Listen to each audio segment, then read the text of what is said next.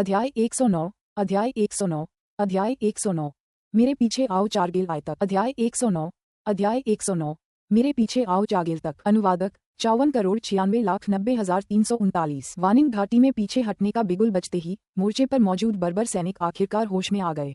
तुरंत बाद गंभीर रूप से घायल शियाओ हुंगबो के आदेश का इंतजार किए बिना ही अग्रिम पंक्ति में मौजूद कुछ लाख बर्बर सैनिकों ने भी पीछे हटने का बिगुल बजा दिया। दरअसल लू चेन के कुछ 100 तोप के गोले उन कुछ लाख बर्बर सैनिकों को मारने में पूरी तरह असमर्थ थे, लेकिन बर्बर घुड़सवार सेना आखिरकार पहली बार इस तरह के भयानक हथियार को देख रही थी, जिसने उनके दिलों में भय को और बढ़ा दिया। लोग हमेशा अज्ञात चीजों से सबसे ज्यादा डरते हैं और बर्बर सैनिकों को भी इस बात का अंदाजा नहीं था कि यान काउंटी के पास वास्तव में कितने विस्फोटक पत्थर मौजूद हैं। वू वू वू वू वू वू वानिंग घाटी में पीछे हटने का बिगुल गूंज उठा और बर्बर सैनिक पागलों की तरह पीछे की ओर भागने लगे। बर्बर सैनिकों की प्रारंभिक टुकड़ी भी पूरी तरह से बिखर गई, क्योंकि उनका ध्यान केवल अपनी जान बचाने पर केंद्रित था। कुछ ही समय बाद वानिंग घाटी में भगदड़ की एक भीषण घटना घटी और गिरे हुए बर्बर घुड़सवारों में से कई को उनके ही साथियों ने कुचल दिया, जिससे उनकी मृत्यु हो गई। बर्बर सैनिकों को पूरी तरह से अस्त व्यस्त देखकर लू चेन को आखिरकार समझ में आया कि ढहते पहाड़ की तरह गिरने का क्या मतलब होता है। अगर आप सही गिनती करें तो ग्रेनेड लॉन्चरों से शायद 10,000 से भी कम बर्बर घुड़सवार मारे गए होंगे, लेकिन लू चेन के अनुमान के अनुसार अपने ही लोगों द्वारा कुचलकर मारे गए सैनिकों की संख्या लगभग 10,000 थी। इस समय अपने घोड़े पर सवार मू चांगटियन बेहद अधीर हो चुका था। शहर के अंदर मौजूद सैनिक पहले से ही हमला करने के लिए तैयार थे। फिर लू चेन ने कहा, तोपखाने के शिविर को संकेत भेजो, सारे तोप के गोले दाग दो, एक भी मत रोको। जैसे ही झंडों से आदेश मिला, वानिंग घाटी में मौजूद तोपखाने के सैनिकों ने तुरंत भाग रहे बर्बर सैनिकों पर बमबारी शुरू कर दी। बर्बर घुड़सवार सेना को हवा में उड़ते देख तोपखाने के सैनिक भी सदमे से हौंफने लगे। तोपखाने के शिविर में कई लोग तीरंदाज थे जो अनुभवी सैनिक थे और बर्बर जनजाति के खिलाफ उत्तरी शहर की रक्षा में भाग ले चुके थे, लेकिन उन्होंने ऐसा दृश्य पहले कभी कब देखा था। कभी अजेय मानी जाने वाली बर्बर घुड़सवार सेना ग्रेनेड लॉन्चरों के सामने केवल निर्दयतापूर्वक नष्ट हो सकती थी। तोपखाने के शिविर के सैनिकों ने मात्र इस बात के बारे में सोचकर ही कपकपी महसूस की और उनके पसीने छूट गए कि कहीं एक दिन ऐसा भयानक हथियार उनके ही खिलाफ इस्तेमाल न हो जाए। सैनिकों को इस बात का सौभाग्य महसूस हो रहा था कि वे नॉर्थ सिटी में पैदा हुए थे, नॉर्थ सिटी के सैनिक थे और नॉर्थ प्रिंस के अधीन सैनिक थे। इस दौरान गंभीर रूप से घायल जियाओ हुंगबो अपने अधीनस्थों की मदद से खड़ा हुआ। उसका दिमाग अभी भी धुंधला था, उसे वर्तमान स्थिति के बारे में कोई जानकारी नहीं थी। उसे बस इतना पता था कि अचानक एक शक्तिशाली बल ने उसे हवा में उछाल दिया था। ये देखकर कि शियाओ हुंगबो अभी भी जीवित है, लू चेन ने तुरंत अपने अंतरिक्ष तंत्र से बैरेट पिस्तौल निकाली, उसमें गोली भरी और दूर स्थित शियाओ हुंगबो पर निशाना साधा। उसी क्षण मू चांगतियान शहर की दीवार के नीचे से बाहर आया और लू चेन से भाग रही बर्बर घुड़सवार सेना का तुरंत पीछा करने का आदेश देने की इच्छा व्यक्त की। लेकिन जैसे ही वह लू चेन के पास पहुंचा, उसने पाया कि लू चेन के हाथ में एक लंबी काली छड़ी थी, जिसका निशाना दूर स्थित शियाओ हुंगबो पर था। मू चांगटियन के कुछ बोलने से पहले ही गोली चलने की आवाज सुनाई दी। टकराना। फिर अभी भी असमंजस में पड़े शियाओ हुंगबो को तुरंत सीने में गोली मार दी गई। अपनी छाती में लगे गहरे घाव को महसूस करते हुए जियाओ हुंगबो ने थोड़ा नीचे देखा। उसकी पुतलियां सिकुड़ गईं, जिससे अविश्वास का भाव प्रकट हुआ। इसके बाद जियाओ हुंगबो धीरे धीरे जमीन पर गिर पड़ा और बेहोश हो गया। ये देखकर मू चांगटियन थोड़ा हैरान रह गया। उसे याद आया कि ली फेंग ने उसे कुछ समय पहले क्या बताया था कि उत्तरी राजकुमार के पास एक रहस्यमय हथियार है जो एक ग्रैंडमास्टर को पल भर में मार सकता है। ये काली लंबी छड़ी अवश्य ही वह रहस्यमय हथियार होगी जिसके बारे में ली फेंग ने बात की थी। उत्तर के राजकुमार के हथियार बेहद भयानक थे। 1 किलोमीटर की दूरी से इसने सीधे एक मास्टर दायरे के विशेषज्ञ को मार डाला, एक ऐसा कारनामा जिसे हासिल करना एक ग्रैंडमास्टर के लिए भी मुश्किल होगा। बेशक उत्तरी राजकुमार के हाथों में मौजूद हथियार चाहे कितने भी भयावह क्यों न हों, वे ग्रेनेड लॉन्चरों जितने भयावह नहीं थे। अभी अभी उन्होंने अपनी आंखों से देखा था कि एक तोप के गोले ने बर्बर ग्रैंडमास्टर के दर्जनों टुकड़े कर दिए थे। शक्ति के मामले में ग्रेनेड लॉन्चर कहीं अधिक शक्तिशाली थे। शियाओ हुंगबो को गोली मारने के बाद लू चेन होश में आया और अपने बगल में खड़े मू चांगटियन से कहा, जनरल मू, बर्बर घुड़सवार सेना का सफाया करने का काम अब आप पर निर्भर है। ये सुनकर मू चांगटियन ने तुरंत जोर से जवाब दिया, जी हाँ राजकुमार। जैसे ही उसने ये कहा, मू चांगतियान ने अपने पैरों से जोर लगाकर शहर के टावर से सीधे नीचे छलांग लगा दी और नीचे अपने घोड़े पर मजबूती से उतर गया। मू चांगतियान ने हाथ हिलाते हुए अपना चोला एक तरफ फेंक दिया और जोर से दहाड़ा, शहर के द्वार खोलो। मू चांगतियान की शक्तिशाली आवाज के साथ यान काउंटी के द्वार धीरे धीरे खुल गए। अगले ही क्षण मू चांगतियान आक्रमण की अगुवाई करते हुए शहर के द्वार से बाहर निकल भागा। सैनिकों, मेरे पीछे आओ और मार डालो, मारो मारो मारो। यान काउंटी के सैनिकों का मनोबल तुरंत बढ़ गया और वे बर्बर घुड़सवार सेना का पीछा करने और उन्हें मारने के लिए शहर की दीवारों से बाहर निकल गए। एक ही समय पर शियाओ पैंथियन की 50,000 सैनिकों की सेना पर बमबारी होने और अनगिनत सैनिकों के मारे जाने के बाद वे अंततः तोपखाने की मार से बचने में कामयाब रहे। जब सैनिकों ने देखा कि आसमान से अब विस्फोटक चट्टानें नहीं गिर रही हैं, तो उन्होंने आखिरकार राहत की सांस ली। लेकिन बहुत जल्द ही उन्हें कुछ गड़बड़ होने का एहसास हुआ। अचानक वानिंग घाटी में असाधारण शांति छा गई, पहले से भी ज्यादा शांत। इतनी खामोशी थी कि ऐसा लग रहा था मानो उन्हें सिर्फ अपने दिल की धड़कनें सुनाई दे रही हों, जैसे कि वापसी के बिगुल की आवाज भी गायब हो गई हो। जियाओ पेंगथियन ने भौहें चढ़ा लीं, उसे महसूस हुआ कि कुछ गड़बड़ है। उसी क्षण जियाओ पेंगथियन के बगल में खड़े एक सैनिक ने अचानक चिल्लाकर कहा, जनरल, जल्दी देखो। जियाओ पेंगथियन ने तुरंत दूर की ओर देखा। विशाल डूबता हुआ सूरज उनकी दिशा में था, मानो वह पूरी वानिंग घाटी को ही ढक रहा हो। सूर्यास्त के बीच विशाल गहरे साए की कतारें एक के बाद एक उनके करीब आती गईं, और फिर धरती कांपने लगी। घुड़सवार सेना के निकट आने पर ही जियाओ पेंगथियन और उसके सैनिक स्पष्ट रूप से देख पाए। उस सेना के सैनिक काले कवच में लिपटे हुए थे, यहाँ तक कि उनके युद्ध के घोड़े भी मोटे कवच से ढके हुए थे। ढलते सूरज की रोशनी में वे ऐसे प्रतीत हो रहे थे मानो नरक से निकली कोई सेना हो। जियो पेंगथियन का चेहरा एक पल में पीला पड़ गया। भारी भरकम घुड़सवार सेना, और उनकी संख्या कम से कम दसियों हजार थी। ये कैसे संभव हुआ? बर्बर जनजातियों के पास इतनी भारी घुड़सवार सेना इकाइयां नहीं थीं। भारी घुड़सवार सेना के कवच का एक सेट तैयार करने में ही अकल्पनीय समय लग सकता है, लेकिन ग्रेट सम के पास वास्तव में इतनी विशाल घुड़सवार सेना थी। खुले मैदानों में ग्रेट सम की ये भारी घुड़सवार सेना शायद उनके खिलाफ कुछ खास नहीं कर पाती। आखिरकार बर्बर जनजाति की हल्की घुड़सवार सेना अधिक गतिशील और तेज थी, जबकि ये भारी घुड़सवार सेना अपेक्षाकृत कम फुर्तीली हो सकती थी और शायद उनका मुकाबला न कर पाती। लेकिन अब हालात अलग थे। यह वानिंग घाटी थी। वानिंग घाटी में तैनात हजारों की संख्या में भारी घुड़सवार सैनिक लोहे की दीवारों की एक पंक्ति की तरह थे। वे कहाँ भाग सकते थे? अब यान काउंटी की ओर बढ़ना मतलब टुकड़े टुकड़े हो जाना होगा, और अगर वे सीधे उन पर हमला करते हैं तो वे भी इस भारी घुड़सवार सेना के हाथों मारे जाएंगे। जियाओ पेंगथियन ने अपने हाथों में कुल्हाड़ी को कसकर पकड़ रखा था। उसकी मांसपेशियां उभरी हुई थीं और उसके कवच के खिलाफ तनाव पैदा कर रही थीं। अंततः उसने अपना निर्णय ले लिया। जियाओ पेंगथियन ने अपने हाथों में पकड़ी कुल्हाड़ी को सूर्य की दिशा में उठाया और पूरी ताकत से चिल्लाया, बर्बर जनजाति के योद्धाओं, मुझ पर हमला करो। उसके शब्द समाप्त होते ही जियाओ पेंगथियन अपने घोड़े पर सवार होकर सीधे ब्लैक कैवलरी की ओर बढ़ा, और बर्बर जनजाति के सैनिक डूबते सूरज के नीचे लोहे की दीवारों की ओर ज्वार की लहर की तरह उसका पीछा करने लगे। अध्याय 110 अध्याय 110 अध्याय 110 अश्वेत घुड़सवार सेना की युद्ध शक्ति। अध्याय 110 अध्याय 110 अश्वेत घुड़सवार सेना की युद्ध शक्ति। अनुवादक 54,96,90,339। ढलते सूरज की सुनहरी रोशनी में वानिंग घाटी के मैदानों में दो तेज गति से आगे बढ़ती घुड़सवार टुकड़ियां अपनी पूरी ताकत से एक दूसरे की ओर बढ़ रही थीं। जैसे ही बर्बर घुड़सवार सेना वेनेरिन ली के नेतृत्व वाली काली घुड़सवार सेना के करीब पहुंचने वाली थी, काली घुड़सवार सेना ने तुरंत अपनी संरचना को आक्रामक रूप में बदल दिया। इसके तुरंत बाद जियाओ पेंगथियन की घुड़सवार सेना ने भारी घुड़सवार सेना के गठन के बीचों बीच धावा बोल दिया। अगले ही पल वानिंग घाटी के नदी तट पर हथियारों की खड़खड़ाहट और युद्ध की गर्जना से पूरा वातावरण गूंज उठा। फिर भी कुछ ही दूरी पर जुवान्युआन चेन के नेतृत्व में 20,000 भारी घुड़सवार सेना बिना किसी हलचल के स्थिर खड़ी थी। ब्लैक कैवलरी को दो भागों में विभाजित किया गया था। आगे की 30,000 सैनिकों की टुकड़ी, जिसका नेतृत्व वेनेरिन ली कर रहे थे, आक्रमण करने और दुश्मनों को मारने के लिए जिम्मेदार थी, जबकि पीछे की 20,000 सैनिकों की टुकड़ी, जिसका नेतृत्व जुवान्युआन चेन कर रहे थे, को वानिंग घाटी को अवरुद्ध करने का काम सौंपा गया था, ताकि किसी भी बर्बर घुड़सवार सेना को आगे बढ़ने से रोका जा सके। ब्लैक कैवलरी की युद्ध शक्ति अत्यंत दुर्जेय थी। बर्बर घुड़सवार सेना का जो भी सैनिक उनकी सेना में घुसता, वह घोड़े से गिरकर ढेर हो जाता। ब्लैक कैवलरी के हथियार अतुलनीय रूप से धारदार थे। ब्लैक कैवलरी की तलवार से गलती से भी घायल हुआ कोई भी बर्बर घुड़सवार लगभग निश्चित रूप से मारा जाता, चाहे उसका सवार हो या घोड़ा। 15 मिनट तक चले भीषण युद्ध के बाद जियाओ पेंगथियन के नेतृत्व वाली ब्लैक कैवलरी और बार्बेरियन कैवलरी अंततः अलग हो गईं। जब जियाओ पेंगथियन ब्लैक कैवलरी की संरचना से बाहर निकला, तभी उसे एहसास हुआ कि ब्लैक कैवलरी की एक और टुकड़ी थी, जिसने कोई हरकत नहीं की थी, बल्कि ठंडेपन से उन्हें देख रही थी। वे काले घुड़सवार सैनिक भावनहीन भूतों की तरह थे, जैसे पाताल लोक की गहराइयों से आए प्रेतों की सेना। जियाओ पेंगथियन ने अपने पीछे मौजूद विरल बर्बर सैनिकों पर एक नजर डाली। उनमें से लगभग सभी घायल थे और कई के हाथ कटे हुए थे। एक ही हमले में उनके 10,000 से भी कम सैनिक बचे। क्या यही है महान जिया की भारी घुड़सवार सेना की ताकत? जियाओ पेंगथियन ने कभी कल्पना भी नहीं की थी कि एक दिन ग्रेट जिया की भारी घुड़सवार सेना बर्बर घुड़सवार सेना को कुचल देगी। उन्हें अपने असली दुश्मनों का सामना करना पड़ा। जियाओ पेंगथियन ने अपने कवच पर लगे घाव को देखा और तुरंत उसे उतारकर लापरवाही से जमीन पर फेंक दिया। इस घुड़सवार सेना के सामने कोई भी कवच बेकार साबित हुआ। उस समय जियाओ पेंगथियन ने जुवान्युआन चेन की स्थिर ब्लैक कैवलरी की ओर धावा नहीं बोला, बल्कि वह मुड़ गया। अब वे चारों तरफ से घिर चुके थे, और अगर वे डूबते सूरज की दिशा में भी दौड़ते तो भी वे बच नहीं सकते थे। जियाओ पेंगथियन को अपने अंत का आभास हो चुका था।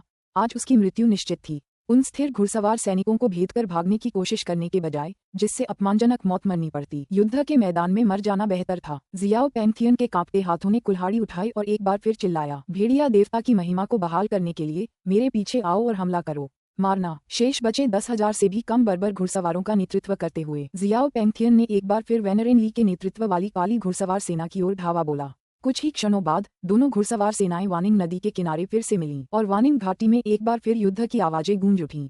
सूरज धीरे धीरे डूब रहा था, उसका केवल आधा हिस्सा ही वानिंग घाटी पर चमक रहा था। खड़खड़ाहट की आवाजें कम होती गईं, युद्ध की चीखें धीमी पड़ गईं और अंततः काले घुड़सवारों की टुकड़ी से घोड़े पर सवार एक अकेला व्यक्ति उभरा, जिसका शरीर घावों से लथपथ था। सूर्य की दिशा की ओर मुख किए हुए जियाओ पेंगथियन ने दूर स्थित उदासीन ब्लैक कैवलरी का अवलोकन किया। उसके सिर से खून बह रहा था और लालिमा के कारण उसकी दृष्टि धुंधली हो गई थी। उसकी पूरी दुनिया खून के रंग लाल रंग में रंग गई। जियाओ पेंगथियन के मन में अनगिनत यादें कौंध गईं। उसे याद आया कि वह छोटी उम्र से ही अनाथ था और अपनी बड़ी बहन के साथ पला बड़ा था। सूर्यास्त के बीच उसने सफेद बर्फ के विशाल विस्तार को देखा। उसने ठंड से जमकर मर चुके मवेशियों और भेड़ों को देखा और तेज हवाओं से उड़ गए तंबुओं को भी देखा। उसने ये भी देखा कि जब बर्बर सेना ने ग्रेट शिया के लोगों को लूटने के लिए दक्षिण की ओर धावा बोला तो ग्रेट शिया के लोग घुटने टेककर दया की भीख मांग रहे थे, फिर भी उन्हें मार डाला गया। बिखरे बालों वाले शियाओ पेंगथियन जोर से हंस पड़े और फिर खुद से बुदबुदाए, याओ याओ, लगता है कि तुम्हारे चाचा तुम्हें ग्रेट सुम नहीं ले जा सकते। ये शब्द कहते ही जियाओ पेंगथियन ने अपनी कुल्हाड़ी एक बार फिर उठाई। अपनी बची हुई आखिरी ताकत का इस्तेमाल करते हुए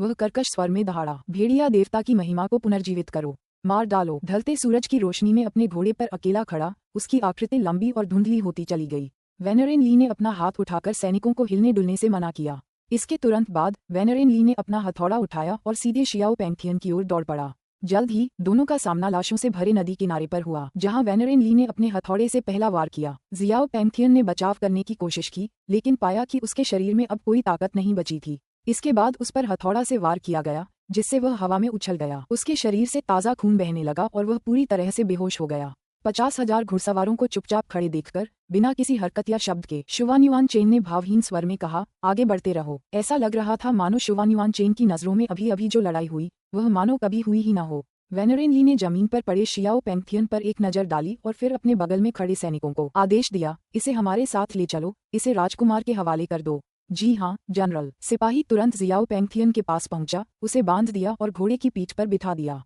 कुछ ही समय बाद भाग रही बर्बर घुड़सवार सेना का सामना वेनरेन ली की ब्लैक कैवलरी से हो गया। चूंकि आसमान पहले ही अंधेरा हो चुका था, इसलिए बर्बर घुड़सवार सेना ने शुरू में आगे मौजूद ब्लैक कैवलरी को पीछे की रक्षा कर रहे जियाओ पेंगथियन के सैनिकों के रूप में गलत समझा। हालांकि जब पीछे हट रही बर्बर घुड़सवार सेना करीब आई तो उन्हें अचानक एहसास हुआ कि ये वास्तव में हजारों की संख्या में भारी घुड़सवार सेना थी। बिना किसी झिझक के वेनरेन ली और जुवान्युआन चेन ने 50,000 भारी घुड़सवारों का नेतृत्व करते हुए यान काउंटी की ओर कूच किया और अपने पीछे बर्बर घुड़सवारों के शवों के अलावा कुछ भी नहीं छोड़ा। पहले के ग्रेनेड तोपों से भयभीत बर्बर घुड़सवार सेना ने लड़ने की सारी इच्छा खो दी थी। इसके अलावा उनके राजा की मृत्यु हो जाने और उनका नेतृत्व करने वाला कोई न होने के कारण वर्तमान बर्बर घुड़सवार सेना के पास लगभग कोई युद्ध शक्ति नहीं बची थी। ब्लैक कैवलरी की प्रगति अविश्वसनीय रूप से तेज थी। उन्हें तोपखाने शिविर की सीमा में प्रवेश करने में ज्यादा समय नहीं लगा, लेकिन तब तक तोपखाने शिविर का गोला बारूद लगभग खत्म हो चुका था, इसलिए उन्हें मित्रवत गोलीबारी की चिंता करने की जरूरत नहीं थी। मुजिंगवू एक उभरी हुई चट्टान पर खड़ा होकर ब्लैक कैवलरी के निरंतर आगे बढ़ते हुए देख रहा था। वह पूरी तरह से चकित था। क्या यही थी भारी घुड़सवार सेना की युद्ध क्षमता? वे जहां से भी गुजरे वहां सिर्फ लाशें ही लाशें थीं। ब्लैक कैवलरी ने बर्बरों का इस तरह नरसंहार किया मानो वे मात्र मुर्गियां हों। अगर शाही दरबार को इन 50,000 ब्लैक कैवलरी के बारे में पता चल जाता तो मुजिंगवू का मानना था कि दरबार निश्चित रूप से रातों रात उत्तर की ओर सेना भेज देगा और फिर क्यूई राजकुमार के क्षेत्र में लाखों सैनिकों को तैनात कर देगा। मुजिंगवू को इस युग में भारी घुड़सवार सेना का अर्थ बहुत स्पष्ट रूप से समझ में आ गया था। वह ये सोचे बिना नहीं रह सका कि राजकुमार कब उस पद के लिए दावेदारी पेश करेगा। आकाश में छाई धुंध धीरे धीरे छट गई और एक विशाल चंद्रमा आकाश में लटका हुआ था, जिसकी ठंडी चांदनी जमीन पर फैल रही थी, जिससे लोग रात में भी आगे स्पष्ट रूप से देख पा रहे थे। दुर्भाग्यवश बर्बर सेना घर वापसी की दिशा का पता नहीं लगा सकी। वानिंग घाटी में नरसंहार की आवाजें लगातार गूंज रही थीं, यहाँ तक कि यान काउंटी के भीतर भी युद्ध की आवाजें हल्की हल्की सुनाई दे रही थीं। यान काउंटी से बाहर न निकले नागरिक अपने कमरों में छिप गए। शहर के बाहर से आ रही लड़ाई की आवाजें सुनते रहे और पूरी रात बिना सोए गुजार दी। अध्याय 111 अध्याय 111 अध्याय 3 आपके योगदान निश्चित रूप से इतिहास में दर्ज होंगे _ अध्याय 111 अध्याय 11 आपके योगदान इतिहास में अवश्य दर्ज होंगे _ अनुवादक 54,96,90,339। लू चेन को एहसास हुआ कि अंततः उसने युद्ध की क्रूरता को कम करके आंका था। जब से मू चांगटियन सेना लेकर शहर से बाहर निकला था तब से वह मू चांगटियन के लौटने का इंतजार करते हुए शहर के टावर पर बैठा था। लेकिन जैसे जैसे 2 घंटे बीतते गए लू चेन को वानिंग घाटी से केवल नरसंहार की आवाजें सुनाई देती रहीं, लेकिन उसने मू चांगटियन और उसके आदमियों को लौटते हुए नहीं देखा। सच कहूं तो इस समय लू चेन को चिंता होने लगी थी। यद्यपि 3 लाख सैनिकों की बर्बर सेना तितर-बितर हो गई थी और ऐसा प्रतीत होता था कि अब उनमें लड़ने की क्षमता नहीं बची है, फिर भी बर्बर लोग अंततः बर्बर ही थे। वानिंग घाटी से पहले और बाद में दोनों तरफ से घेर लिए गए हमलों में फंस जाने के कारण ये बहुत संभव था कि बर्बर सेना हताशा में पलटवार करेगी। उन्हें ब्लैक कैवलरी की चिंता नहीं थी। उनकी चिंता मु चांगटियन के नेतृत्व में हजारों सैनिकों को लेकर थी, जिनमें से अधिकांश पैदल सेना थे और घुड़सवारों की संख्या अपेक्षाकृत कम थी। उम्मीद है कि उसके हजारों सैनिक युद्ध में मारे नहीं गए होंगे। चिंता से भरी हुई लू चेन चुपचाप शहर के टावर पर खड़ी होकर वानिंग घाटी की दिशा में देख रही थी। कुछ अनिश्चित समय के बाद आकाश धीरे धीरे उजाला होने लगा और इससे पहले कि उसे पता चलता पूरी रात बीत चुकी थी। इसी समय खून से लथपथ एक सिपाही घोड़े पर सवार होकर शहर की दीवार पर लौटा। अपनी थकावट के बावजूद उसने उत्साह से कहा, राजकुमार, हम जीत गए। हमने 2 लाख बर्बरों को मार गिराया है और 1 लाख को बंदी बना लिया है। ये सुनकर लू चेन ने तुरंत शहर के अंदर मौजूद सैनिकों से चिल्लाकर कहा, शहर के द्वार खोलो। इसके बाद सैनिक शहर में दाखिल हुआ और लू चेन के सामने आकर बोला, राजकुमार, युद्ध समाप्त हो गया है। जनरल मो आपको युद्ध के बाद की स्थिति का जायजा लेने के लिए आमंत्रित करते हैं। लू चेन ने कहा, तुमने बहुत मेहनत की है, अब जाकर आराम करो। राजकुमार के लिए, नॉर्थ सिटी के लिए यह कोई कठिन काम नहीं है। ये स्पष्ट था कि सैनिक अभी भी बहुत उत्तेजित अवस्था में था। यह महान शिया राजवंश के इतिहास में सबसे खूबसूरती से लड़ा गया युद्ध था और इस युद्ध में भाग लेने वाले होने के नाते वे उत्साहित क्यों नहीं होंगे। इसी समय लू चेन शहर के टावर से नीचे उतरा और सीधे वानिंग घाटी की ओर चल पड़ा। पूरे रास्ते भर लू चेन ने बर्बर सैनिकों के अनगिनत शव देखे और उनमें कभी कभी उत्तरी शहर की सेना के कुछ सैनिक भी पड़े हुए थे। जमीन पर बिखरे शवों को देखकर पहले हत्याएं कर चुके लू चेन को भी काफी असहज महसूस हुआ। जमीन पर फैले खून ने मिट्टी को भी लाल रंग से रंग दिया था। हवा में खून की तेज गंध फैली हुई थी और आकाश में कौवों के झुंड ऊपर मंडरा रहे थे। लू चेन का चेहरा बेहद गंभीर हो गया। क्या ये युद्ध है? लू चेन वानिंग घाटी के मोर्चे की ओर लगातार आगे बढ़ता रहा। कुछ समय बाद उसने देखा कि उत्तरी शहर के सैनिकों के शव जमीन पर अधिकाधिक संख्या में दिखाई देने लगे थे। जैसा कि उसने अनुमान लगाया था, पिछली रात मु चांगटियन द्वारा सेना को शहर से बाहर ले जाने के बाद बर्बर सैनिकों ने मु चांगटियन की सेनाओं के खिलाफ जवाबी कार्रवाई की। यही कारण था कि उत्तरी शहर के सैनिकों के इतने सारे शव मिले थे। भारी मन से लू चेन तेजी से उस स्थान पर पहुंचा जहां मु चांगटियन और उसके आदमी मौजूद थे। मु चांगटियन के नेतृत्व वाली सेना पहले ही ब्लैक कैवलरी के साथ पुनर्गठित हो चुकी थी। ब्लैक कैवलरी ने 1 लाख बर्बर सैनिकों को घेर लिया था, जो कांपते हुए जमीन पर बैठे थे और हिलने की हिम्मत नहीं कर रहे थे। लगभग सभी बर्बर नेता मारे जा चुके थे और इन 1 लाख बर्बर सैनिकों में से एक भी मास्टर दायरे में छठे रैंक से ऊपर का नहीं था। लू चेन ने मु चांगटियन के पीछे मौजूद नॉर्थ सिटी के सैनिकों पर एक बार फिर नजर डाली। अब वहां 10,000 से भी कम नॉर्थ सिटी के सैनिक बचे थे। ये दृश्य देखकर लू चेन ने गहरी भौहें चढ़ा लीं। उन्होंने इस युद्ध को अभी भी कम करके आंका था। उसने सोचा था कि ग्रेनेड तोपों के साथ नॉर्थ सिटी को भारी नुकसान नहीं होगा, लेकिन ग्रेनेड तोपों के बावजूद नॉर्थ सिटी के लगभग 20,000 सैनिक युद्ध में मारे गए। लू चेन के मन में अचानक एक विचार आया। अगर उसने मु चांगटियन को उत्तरी शहर के बाहर उन बर्बर जनजाति के सैनिकों का पीछा करने की अनुमति नहीं दी होती, तो क्या उत्तरी शहर के वे 20,000 से अधिक सैनिक अभी भी जीवित होते? यदि उसने ब्लैक कैवलरी को बर्बर सेना के भागने के मार्ग को काटने का आदेश नहीं दिया होता, तो बर्बर सेना निश्चित रूप से वानिंग घाटी से भाग जाती और इस प्रकार वे एक भी सैनिक खोए बिना उत्तरी शहर की रक्षा कर सकते थे। बर्बर सेना के सभी 30,000 सैनिकों को नष्ट करने की उसकी इच्छा के कारण ही उत्तरी शहर के सैनिकों को नुकसान उठाना पड़ा। लू चेन को ये भी एहसास हुआ कि इन 30,000 सैनिकों को बंदी बनाकर उसने उत्तरी शहर के भविष्य के स्थिर विकास के लिए एक ठोस नींव रखी है, जिससे ये सुनिश्चित हो गया है कि बर्बर लोग आने वाले लंबे समय तक दक्षिण पर आक्रमण करने की हिम्मत नहीं करेंगे। नॉर्थ सिटी के सैनिकों का बलिदान सार्थक था या नहीं, यह इस बात पर निर्भर करेगा कि भविष्य में नॉर्थ सिटी का विकास कैसे होता है। उसी क्षण लू चेन ने एक बार फिर जुवानिवान चेन और उसकी ब्लैक कैवलरी की ओर देखा। सौभाग्यवश ऐसा प्रतीत होता है कि ब्लैक कैवलरी को ज्यादा सैनिकों का नुकसान नहीं हुआ। अगर इस युद्ध में कैवलरी का सफाया हो जाता तो लू चेन को शायद बहुत पछतावा होता। इसी समय मु चांगटियन, वेनरिन ली और जुवानिवान चेन ने लू चेन को आते देखा और तुरंत अपने घोड़ों पर सवार होकर वहां पहुंचे। फिर सम्मानपूर्वक प्रणाम करने के लिए घोड़ों से उतर गए और कहा, राजकुमार नमस्कार। लू चेन ने सिर हिलाते हुए कहा, उठो। तब मु चांगटियन ने उत्साहपूर्वक कहा, राजकुमार, महान शिया राजवंश ने बर्बर जनजाति पर इतिहास में अब तक की सबसे बड़ी विजय प्राप्त की है। आपकी उपलब्धियां निश्चित रूप से इतिहास में दर्ज होंगी। मु चांगटियन की बातें सुनकर लू चेन के मन में कोई खास हलचल नहीं हुई और उसने खुशी का कोई संकेत नहीं दिखाया। मु चांगटियन एक सेनापति थे।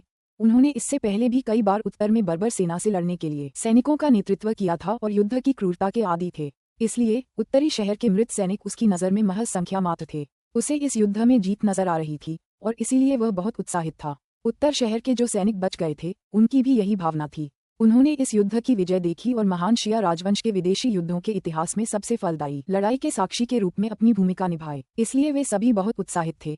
उनके चेहरों पर कोई दुख नहीं दिख रहा था, मानो मरने वाले कभी थे ही नहीं। सैनिकों को इतना उत्साहित देखकर लू चेन उनकी खुशी को अपनी भावनाओं से कम नहीं करना चाहता था। इसलिए उसने कहा, ये जीत सिर्फ मेरी नहीं है, यह उत्तरी शहर के सभी सेनापतियों और सैनिकों की है।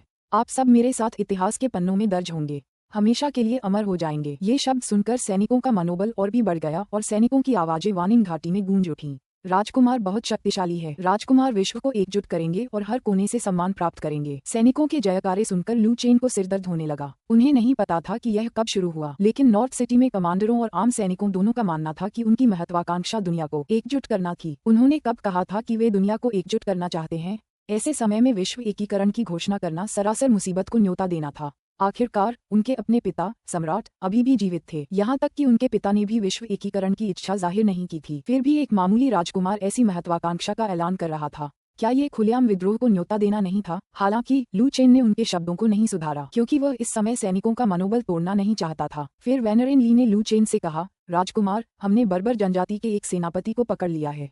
ये कहते ही वेनरेन ली ने अपने पीछे खड़े सैनिकों को आदेश दिया, उसे बाहर लाओ। अगले ही क्षण एक सैनिक घोड़े को लेकर लू चेन के पास आया। अस्त व्यस्त बालों वाला, बिना कमीज पहने एक बलवान व्यक्ति घोड़े की पीठ पर लेटा हुआ था। ऐसा लग रहा था मानो वह मर चुका हो। लू चेन ने तुरंत सिस्टम का उपयोग करके उसकी पहचान कर ली। नाम, जियाओ पेंगथियन। पहचान, स्काई वुल्फ किंग के बर्बर कबीले का ग्रैंड जनरल, बर्बर राजकुमारी शियाओ वेन्याओ का चाचा, उत्तरी राजकुमार का बंदी। शक्ति, मास्टर क्षेत्र, मृत्यु के निकट। निष्ठा, ओ। अध्याय 112, अध्याय 112, अध्याय 112 विलंबित शाही सेना। अध्याय 112 विलंबित शाही सेना। अनुवादक 54,96,90,339। शियाओ पेंगथियन की जानकारी देखकर लू चेन क्षण भर के लिए स्तब्ध रह गया, क्योंकि उसने बर्बर सेना के भीतर एक ग्रैंडमास्टर स्तर के व्यक्ति के अस्तित्व की उम्मीद नहीं की थी। इस बारे में सोचने पर बर्बर सेना का अनुसरण करने वाले हजारों लोग निश्चित रूप से शियाओ पेंगथियन के नेतृत्व में रहे होंगे। वेनरेन ली ने देखा कि लू चेन कुछ नहीं बोल रहा है और उसने इस अवसर का लाभ उठाकर पूछा, राजकुमार, आप उसके साथ क्या करने की योजना बना रहे हैं? वह अभी जीवित है लेकिन गंभीर रूप से घायल है और वर्तमान में बेहोश है। लू चेन ने कहा, तुरंत किसी को भेजकर उसके घावों का इलाज करवाओ और उसे बचाओ। होश में आने के बाद इस राजकुमार को उससे कुछ मामलों के बारे में पूछताछ करनी है। जी हाँ, मेरे राजकुमार। इसके बाद सैनिक जियाओ पेंगथियन को ले जा रहे घोड़े को इलाज के लिए ले गए। उसी क्षण मु चांगटियन ने घुटनों के बल बैठे 1,00,000 बर्बर कैदियों पर नजर डाली और लू चेन से फुसफुसाते हुए कहा, राजकुमार, आप इन कैदियों से कैसे निपटेंगे? इनकी संख्या काफी अधिक है और यान काउंटी में इन्हें खिलाने के लिए पर्याप्त भोजन नहीं है। शायद हमें बस। मु चांगटियन वहीं रुक गया, उसने अपना वाक्य पूरा नहीं किया।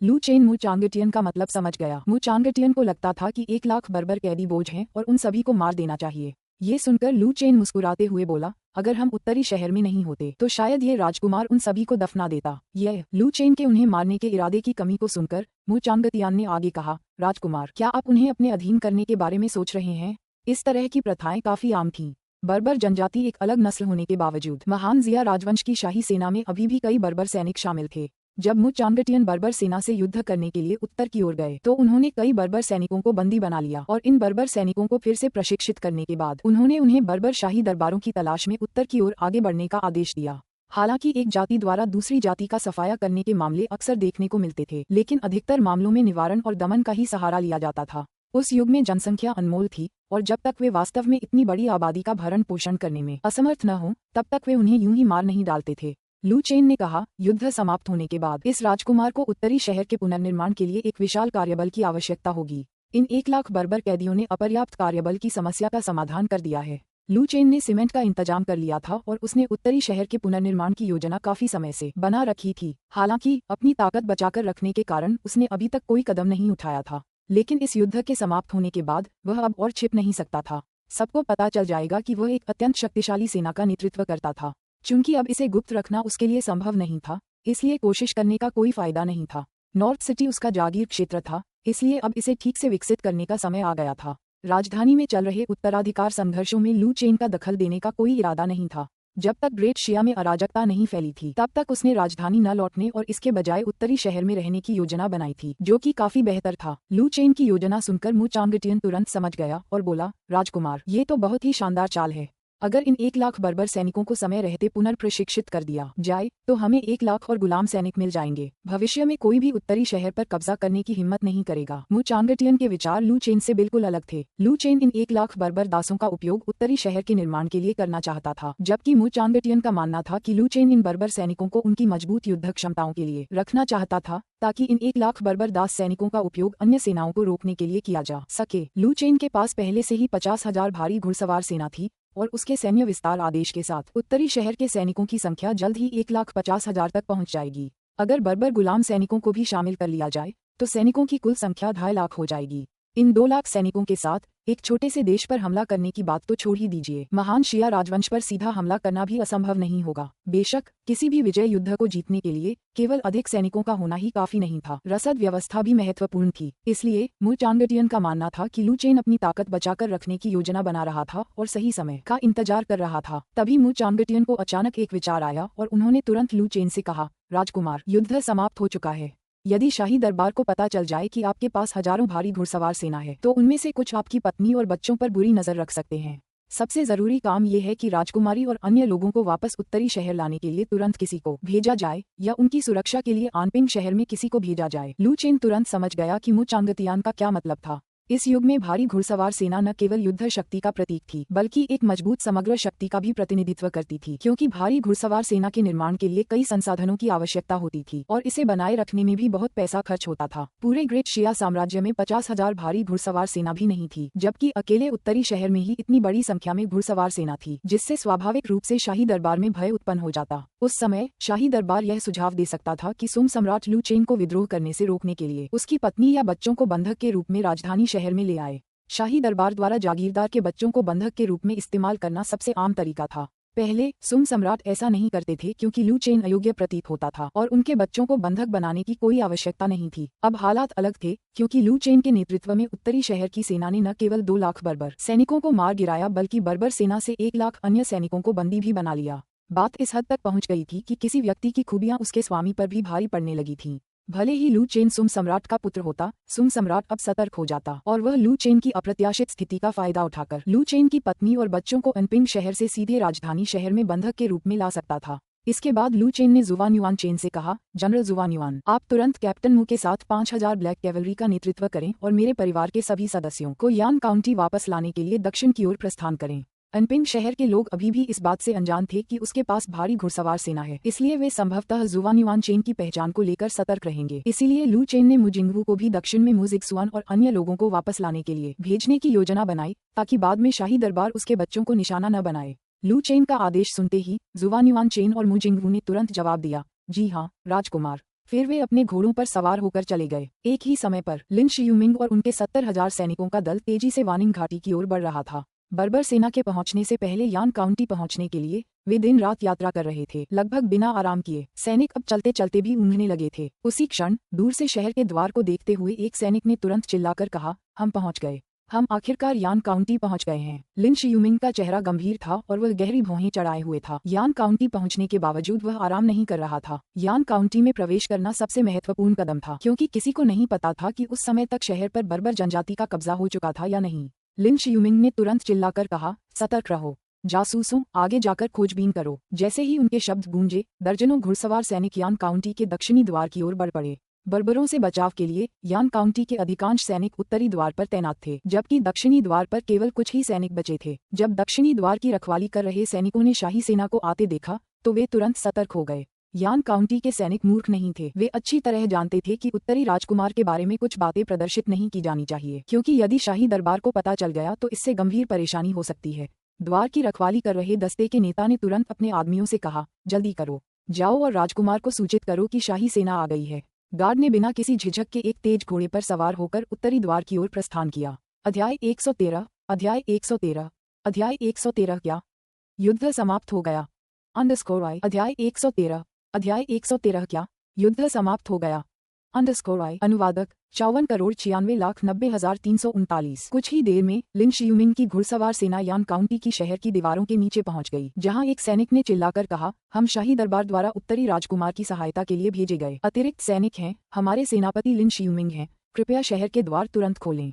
हमें अंदर आने दें। ये सुनकर यान काउंटी के सैनिक बेहद तनाव में आ गए। उसी क्षण शहर के द्वार पर तैनात एक कर्नल ने तुरंत जवाब दिया, उत्तरी राजकुमार इस समय उत्तरी द्वार पर बर्बर सेना को रोके हुए हैं। कृपया एक क्षण प्रतीक्षा करें, हम जाकर इसकी सूचना देते हैं। ये सुनकर एक सैनिक तुरंत क्रोधित हो गया। इसमें रिपोर्ट करने लायक क्या है? बर्बर सेना तो पहले से ही यहाँ है। जल्दी करो और हमें अंदर आने दो। अगर उत्तरी राजकुमार को कुछ हुआ तो क्या तुम द्वारपालों को इसकी जिम्मेदारी लेनी होगी? कर्नल ने फिर कहा, जल्दबाजी मत करो, यह एक नाजुक दौर है। हमें ये पुष्टि करने की आवश्यकता है कि आप वास्तव में शाही सेना हैं। ये सुनकर स्काउट के पास प्रक्रिया का पालन करने के अलावा कोई विकल्प नहीं बचा और उसने दक्षिणी द्वार पर तैनात सैनिकों को अपनी पहचान की पुष्टि करने के लिए आधिकारिक दस्तावेज दिखाए। यान काउंटी के सैनिकों को टालमटोल करते देख लिन शियूमिंग का चेहरा और भी गंभीर हो गया।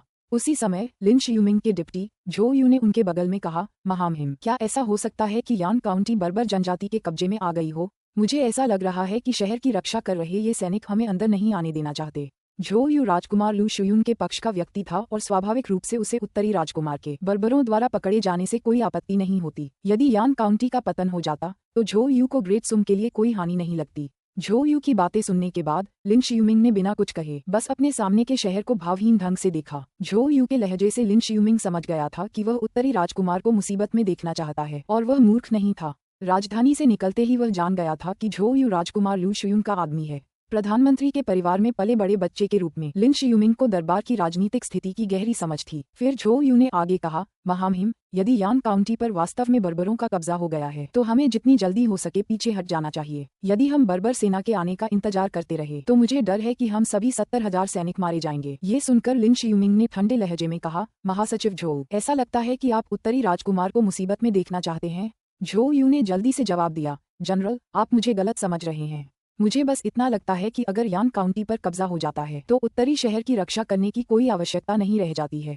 ये सुनकर लिन शियूमिंग ने झो यू की ओर मुड़कर देखा और फिर सख्ती से कहा, आज हम उत्तरी शहर को बर्बरों के हवाले कर रहे हैं, कल हम क्यूई राजकुमार का इलाका भी उन्हें दे सकते हैं और फिर परसों क्या हम पूरे ग्रेट सुम को बर्बर जनजाति के हवाले कर देंगे। लिन शियूमिंग को क्रोधित होते देख झो यू तुरंत चुप हो गया और उसने कुछ नहीं कहा। लिन शियूमिंग ने अपनी निगाहें वापस यान काउंटी के शहर के बुर्ज पर डालीं। वहां अभी भी उत्तरी राजकुमार का झंडा लहरा रहा था। उसने अनुमान लगाया कि यान काउंटी अभी तक हारा नहीं है और संभवतः, जैसा कि शहर की रक्षा कर रहे सैनिकों ने कहा था, बर्बर सेना वास्तव में वानिंग घाटी में पहुंच चुकी है। अब उन्हें केवल उत्तरी राजकुमार के आदेश की आवश्यकता थी। उत्तरी राजकुमार को जैसे ही शाही सेना के आने की सूचना मिलेगी वह निश्चित रूप से उन्हें तुरंत यान काउंटी में भेजकर बर्बरों से शहर की रक्षा करने में सहायता करेंगे। अपने 70,000 सैनिकों के साथ यान काउंटी पर कब्जा बनाए रखना शायद ही कोई समस्या होने वाली थी। लिन शियूमिंग ने आशावादी होकर सोचने की कोशिश की और इस समय वह केवल आशावादी ही सोच सकता था। यदि यान काउंटी वास्तव में इस समय हार गया होता तो वे निश्चित रूप से इसे पुनः प्राप्त नहीं कर पाते और संभवतः उन्हें शर्मनाक ढंग से क्यूई राजकुमार के क्षेत्र में और फिर राजधानी में वापस जाकर दंड स्वीकार करना पड़ता। लगभग आधे घंटे बाद दक्षिण दिशा के शहर के द्वार अंततः खुल गए। शहर के द्वार खुलते देख लिन शियूमिंग ने आखिरकार राहत की सांस ली। वह युद्ध के लिए पूरी तरह तैयार था। उसी क्षण एक सैनिक घोड़े पर सवार होकर शहर से निकला और जोर से बोला, बर्बर जनजाति के विरुद्ध युद्ध समाप्त हो गया है। राजकुमार ने मुझे आपको सूचित करने का निर्देश दिया है कि आप युद्ध क्षेत्र को साफ करने के लिए तुरंत वानिंग घाटी की ओर प्रस्थान करें। ये सुनकर लिन शियूमिंग और अन्य अधिकारी स्तब्ध रह गए। क्या युद्ध समाप्त हो गया है? वह कैसे संभव है? क्या ऐसा हो सकता है कि यान काउंटी सचमुच बर्बरों के कब्जे में आ गई हो? क्या ये कोई जाल है? क्या बर्बर लोग अपने 70,000 सैनिकों के शहर में प्रवेश करने का इंतजार करना चाहते हैं और फिर उन्हें खत्म कर देना चाहते हैं? जब वे इन विचारों में मग्न थे तभी लिन शियूमिंग ने नेतृत्व संभाला और शहर के द्वार की ओर धावा बोल दिया, सैनिकों, मेरे पीछे शहर में आओ। हालांकि यान काउंटी पर बर्बर जनजाति का कब्जा हो चुका था या नहीं, इसकी पुष्टि लिन शियूमिंग को व्यक्तिगत रूप से करनी थी। भले ही इसका मतलब ये हो कि इस प्रक्रिया में उसके 70,000 सैनिकों पर बर्बरों द्वारा हमला किया जा सकता है। ये 70,000 लोग बर्बर जनजाति का प्रतिरोध करने के लिए उत्तरी शहर आए थे, तो वे बर्बरों को देखे बिना ही कैसे भाग सकते थे? क्या इसमें कोई समझदारी थी? लिन शियूमिंग को निकलते देख सैनिकों ने भी अपनी चाल चलनी शुरू कर दी और सेना धीरे धीरे लिन शियूमिंग के पीछे शहर में प्रवेश कर गई। लेकिन सभी सैनिक बेहद सतर्क थे। 70,000 कुलीन सैनिकों की यह सेना, जो सभी युद्ध में निपुण थे, अभी भी आवश्यक सावधानी बरत रही थी। शहर में प्रवेश करने के बाद लिन शियूमिंग ने पाया कि सड़कों पर अभी भी बहुत कम आम लोग दिखाई दे रहे थे। हालांकि अधिकांश आम लोग अपने कमरों के अंदर थे। उन्होंने अपने दरवाजे आधे ही खोले हुए थे और चुपके से बाहर की ओर देख रहे थे। आम लोगों को स्वाभाविक रूप से पता था कि बर्बर सेना यान काउंटी पर हमला कर रही है, इसलिए उन्होंने बाहर निकलने की हिम्मत नहीं की। ठीक उसी क्षण एक संदेशवाहक सैनिक ने जोर से चिल्लाकर कहा, उत्तरी शहर में महान विजय, यान काउंटी में महान विजय। उत्तरी राजकुमार ने उत्तरी शहर के सैनिकों का नेतृत्व किया है, 2 लाख बर्बर सैनिकों को मार गिराया है और 1 लाख को बंदी बना लिया है। संदेशवाहक सैनिक शहर की हर गली में बिना रुके घूमता रहा और जोर जोर से युद्ध के परिणाम की घोषणा करता रहा। जल्द ही शहर में प्रवेश कर चुकी शाही सेना के सभी सैनिकों ने संदेशवाहक सैनिक की घोषणाएं सुनी। जब दूत सैनिक ने बताया कि उत्तरी राजकुमार ने उत्तरी शहर की सेना का नेतृत्व करते हुए 2 लाख सैनिकों को मार डाला और 1 लाख बर्बर सैनिकों को बंदी बना लिया, तो शाही सेना के सैनिक चकित रह गए। सबसे पहले उनके मन में यही ख्याल आया कि यह खबर फर्जी होगी। लिन शियुमिंग के नेतृत्व में 70,000 सैनिकों की सेना में से अधिकांश सैनिक पहले भी बर्बरों के खिलाफ लड़ चुके थे। वे बर्बरों की युद्ध शक्ति से भलीभांति परिचित थे। 3 लाख की तो बात ही छोड़िए, अगर उन्हें बिना किसी किले की सुरक्षा के बर्बर सेना के 50,000 सैनिकों से लड़ना पड़े तो इन 70,000 सैनिकों के लिए जीत हासिल करना आसान काम नहीं होगा। और अब उत्तरी शहर का दूत सैनिक कह रहा था कि उत्तरी राजकुमार ने अपनी सेना के साथ 30,000 सैनिकों वाली बर्बर सेना को हरा दिया है। न केवल पराजित किया बल्कि 2 लाख बर्बर सैनिकों को मार गिराया और 1 लाख को बंदी बना लिया, प्रभावी रूप से उनका सफाया कर दिया। क्या ऐसा संभव हो सकता है? क्या मजाक! नॉर्थ सिटी के पास कितने सैनिक थे? बर्बर सेना को हराने की बात तो छोड़ ही दीजिए, नॉर्थ सिटी की रक्षा करना भी बेहद मुश्किल था। यदि उनके पास वास्तव में इतनी ताकत होती तो शाही दरबार को सुदृढ़ीकरण के लिए 70,000 सैनिकों को भेजने की आवश्यकता नहीं होती। लिन शियुमिंग हैरान था, उत्तरी राजकुमार शहर में ऐसी झूठी खबरें क्यों फैलाएगा? ये सुनकर बिल्कुल अविश्वसनीय लगा। जिस किसी में भी थोड़ी सी भी समझ होगी वह जानता होगा कि उत्तरी राजकुमार 30,000 सैनिकों वाली बर्बर सेना को हरा नहीं सकता था। इसके अलावा उत्तरी राजकुमार की मंगलअंत खबर बहुत ही अविश्वसनीय थी। अगर उसने कहा होता कि उन्होंने बर्बरों के हमले को विफल कर दिया है तो शायद आम लोग इस पर विश्वास कर लेते, लेकिन बर्बर सेना के 2 लाख सैनिकों को मार गिराने और 1 लाख अन्य सैनिकों को बंदी बनाने का दावा करना, इस बात पर कौन यकीन करेगा? हर चीज के पीछे कोई न कोई कारण होता है और अब लिन शियुमिंग वास्तव में ये जानना चाहता था कि उत्तरी राजकुमार क्या करने जा रहा है। फिर उसने अपने पीछे मौजूद सैनिकों से कहा, गति बढ़ाओ, हमें जल्द से जल्द उत्तरी राजकुमार से मिलना होगा। लगभग आधे घंटे बाद 70,000 सैनिकों की शाही सेना का नेतृत्व करते हुए लिन शियुमिंग अंततः यान काउंटी के उत्तरी द्वार पर पहुंचे। इस समय लू चेन शहर के टावर पर खड़ा था और उत्तर दिशा की ओर देख रहा था। उत्तरी शहर का एक सैनिक लिन शियुमिंग के पास आया और बोला, जनरल लिन, उत्तरी राजकुमार शहर के टावर पर आपका इंतजार कर रहे हैं। अध्याय 114 अध्याय 114 अध्याय 114 शाही सेना को युद्ध क्षेत्र की सफाई करने देना _I। अध्याय 114 शाही सेना को युद्ध क्षेत्र की सफाई करने देना _I। अनुवादक 54,96,90,339। अपने सामने उत्तरी शहर के सैनिकों को खून से लथपथ, उनके कवच पर अभी सूखे न हुए दागों के साथ और उनके शरीर के कवच पर जगह जगह घावों के निशान देखकर ऐसा लग रहा था मानो वे अभी अभी किसी भीषण युद्ध से गुजरे हों। लिन शियुमिंग का दिल जोर से धड़कने लगा। क्या ऐसा हो सकता है कि शहर में प्रवेश करने से पहले उत्तरी शहर वास्तव में बर्बर जनजाति के साथ युद्ध में उलझा हुआ था? लिन शियुमिंग ने इस बारे में ज्यादा नहीं सोचा, वह तुरंत उछला और सीधे उत्तरी शहर की दीवारों पर जा गिरा। हालांकि जैसे ही लिन शियुमिंग शहर की दीवारों पर उतरा, उसने देखा कि दीवारों के बाहर की जमीन बर्बर जनजाति के सदस्यों के शवों से भरी पड़ी थी और अनगिनत गड्ढे थे जिनका तुरंत आकलन नहीं किया जा सकता था। बर्बर जनजाति के कुछ सैनिकों और घोड़ों की बेहद दर्दनाक मौत हुई थी। उनके शरीर लगभग क्षत विक्षत हो गए थे और अंग चारों ओर बिखरे पड़े थे। शहर के बाहर की जमीन खून से लाल हो गई थी। ये दृश्य देखकर लिन शियुमिंग पूरी तरह से स्तब्ध रह गई। वह लू चेन के पास जाकर अपना सम्मान व्यक्त करना भी भूल गया। इससे ये स्पष्ट हो गया कि शाही सेना के शहर में प्रवेश करने से पहले वास्तव में एक भीषण युद्ध हुआ था और बर्बर जनजाति द्वारा छोड़े गए कई शवों को देखकर ऐसा प्रतीत होता था कि बर्बर जनजाति को उत्तरी शहर की सेना ने खदेड़ दिया था। लिन शियुमिंग पूरी तरह से हैरान था। वह वास्तव में जानना चाहता था कि बर्बर जनजाति के इतने सारे सैनिक कैसे मारे गए, खासकर तब जब ऐसा प्रतीत होता था कि वे यान काउंटी की दीवारों के पास पहुंचने से पहले ही मर गए थे। लिन शियुमिंग को खुले मैदान में बने वे बड़े बड़े गड्ढे बहुत ही रहस्यमय लगे। आखिर वे गड्ढे किस लिए बनाए गए थे? बेशक आश्चर्यचकित होने के बावजूद लिन शियुमिंग को अभी भी उन पहले की रिपोर्टों पर विश्वास नहीं हो रहा था जिनमें कहा गया था कि उत्तरी शहर के सैनिकों ने 2 लाख बर्बर जनजाति के सैनिकों को मार डाला और 1 लाख को बंदी बना लिया था। लिन शियुमिंग ने खुद को शांत करने के लिए गहरी सांस ली, फिर अपना सिर उठाकर दूर देखने लगा। इस समय सुनहरे कवच में लिपटा एक युवक दीवार के ऊपर खड़ा होकर दूर तक देख रहा था। लिन शियुमिंग ने लू चेन को देखा था, इसलिए उसने उसे देखते ही पहचान लिया। हालांकि किसी कारणवश लिन शियुमिंग को हमेशा लगता था कि लू चेन से निकलने वाली आभा में कुछ असाधारण बात है, जिसके पूरे व्यवहार में एक बड़ा बदलाव आया था। जब लू चेन की शादी हुई थी तब लिन शियुमिंग ने उनके भोज में शिरकत की थी और उस समय लू चेन का ऐसा व्यवहार नहीं था। लिन शियुमिंग तेजी से लू चेन की ओर बढ़ा और करीब पहुंचने पर ही उसे अचानक एहसास हुआ कि लू चेन के बारे में उसकी भावनाएं क्यों बदल गई थीं। ये पता चला कि लू चेन से एक मार्शल आर्टिस्ट की आभा निकलती थी और उसकी उपस्थिति में भारी हत्या का इरादा निहित था, जो बड़ी संख्या में लोगों को मारने वाले मार्शल आर्टिस्टों की विशेषता थी। क्या उत्तर का राजकुमार वास्तव में एक मार्शल आर्टिस्ट है? ये कैसे संभव हो सकता है? लिन शियुमिंग और भी ज्यादा उलझन में था। राजधानी में उसने जिस उत्तरी राजकुमार को देखा था वह बिल्कुल निकम्मा था, शक्तिहीन और मार्शल आर्ट में निपुण नहीं। भला वह मार्शल आर्टिस्ट कैसे हो सकता है? मुख्य बात ये थी कि लिन शियूमिंग को लगा कि लू चेन की शक्ति कमजोर नहीं है। कम से कम वह अर्धचरण ग्रैंडमास्टर के स्तर तक पहुंच चुका था, और यहाँ तक कि एक ग्रैंडमास्टर लिन शियूमिंग भी लू चेन की उपस्थिति में कुछ दबाव महसूस कर रहा था।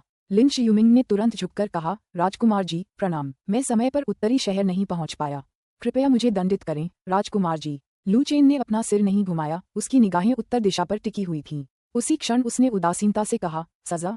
नहीं नहीं नहीं जनरल लिन, आप बिल्कुल सही समय पर आए हैं। पिछली रात के युद्ध में 2 लाख बर्बर जनजाति के सैनिक मारे गए थे और अब वानिंग घाटी बर्बर जनजाति के सैनिकों और घोड़ों के शवों से भरी पड़ी थी। हालांकि लू चेन ने बंदी बनाए गए बर्बर जनजाति के सैनिकों से शवों को ले जाने और युद्ध क्षेत्र को साफ करने का विचार किया था, लेकिन चूंकि बर्बर जनजाति के उन सैनिकों को अभी अभी पकड़ा गया था, इसलिए लू चेन को चिंता थी कि उनके कुछ गुप्त इरादे हो सकते हैं। इसलिए उसने उनसे युद्ध क्षेत्र की सफाई नहीं करवाई, लेकिन युद्ध क्षेत्र की सफाई आवश्यक थी। बर्बर जनजाति के सैनिकों और घोड़ों के इतने सारे शवों के साथ यदि उन्हें वानिंग घाटी में छोड़ दिया जाता तो महामारी फैलने का खतरा था। इसके अलावा वानिंग घाटी में वानिंग नदी थी। नदी के पास इतनी लाशें होने से पूरी नदी प्रदूषित हो जाती। ऐसे में यान काउंटी को पानी कहाँ से मिलता? इन शवों का निपटारा करना आवश्यक था। चूंकि बर्बर जनजाति के सैनिकों को ये काम सौंपना संभव नहीं था, इसलिए लू चेन ने उत्तरी शहर के सैनिकों को या आम जनता को इस काम में लगाने का सोचा। उसने किसी को शहर वापस भेजकर जीत की घोषणा करवाई, क्योंकि वह जनता को एकजुट करना चाहता था। लेकिन 70,000 सैनिकों वाली शाही सेना के आगमन के साथ उन्हें आम लोगों की आवश्यकता नहीं रही। इस विशाल सेना द्वारा युद्ध क्षेत्र को साफ करना बिल्कुल उचित था। वे इतनी दूर तक आए थे और बिना कुछ किए वापस लौटना ठीक नहीं होगा। इस समय लू चेन ने लिन शियूमिंग को संबोधित करते हुए कहा, जनरल लिन, मैं युद्ध क्षेत्र की सफाई का कार्य आपको सौंपता हूँ। ये सुनकर लिन शियूमिंग क्षण भर के लिए स्तब्ध रह गई। युद्ध क्षेत्र की सफाई? क्या बर्बर सेना पहले ही पीछे हट चुकी थी? इसके बाद लिन शियूमिंग ने पूछा, राजकुमार, क्या बर्बर सेना पहले ही पीछे हट चुकी है? ये सवाल सुनकर लू चेन ने बस इतना कहा, जब तुम युद्ध क्षेत्र को साफ करने के लिए शहर से बाहर जाओगे तब तुम्हें समझ आ जाएगा। जब लू चेन को पता चला कि शाही सेना यान काउंटी आ रही है तो वह अपने साथ केवल कुछ ही लोगों को लेकर लौटा और अब उत्तरी शहर के सैनिक यान काउंटी के बाहर युद्ध क्षेत्र की सफाई में जुटे हुए हैं। लिन शियूमिंग और उसके आदमियों को वहां पहुंचने पर ही बाहर की स्थिति का पता चलेगा। लिन शियूमिंग को युद्ध के परिणाम के बारे में अभी बताना शायद अविश्वास पैदा करेगा, इसलिए बेहतर है कि उन्हें, शाही सेना को, इसे स्वयं देखने दिया जाए। लू चेन ने पहले ही तोपखाने शिविर को हॉवित्जर वापस लेने का आदेश दे दिया था। अब अगर लिन शियूमिंग और उसके आदमी बाहर भी जाते तो उन्हें इस तरह का हथियार देखने को नहीं मिलता।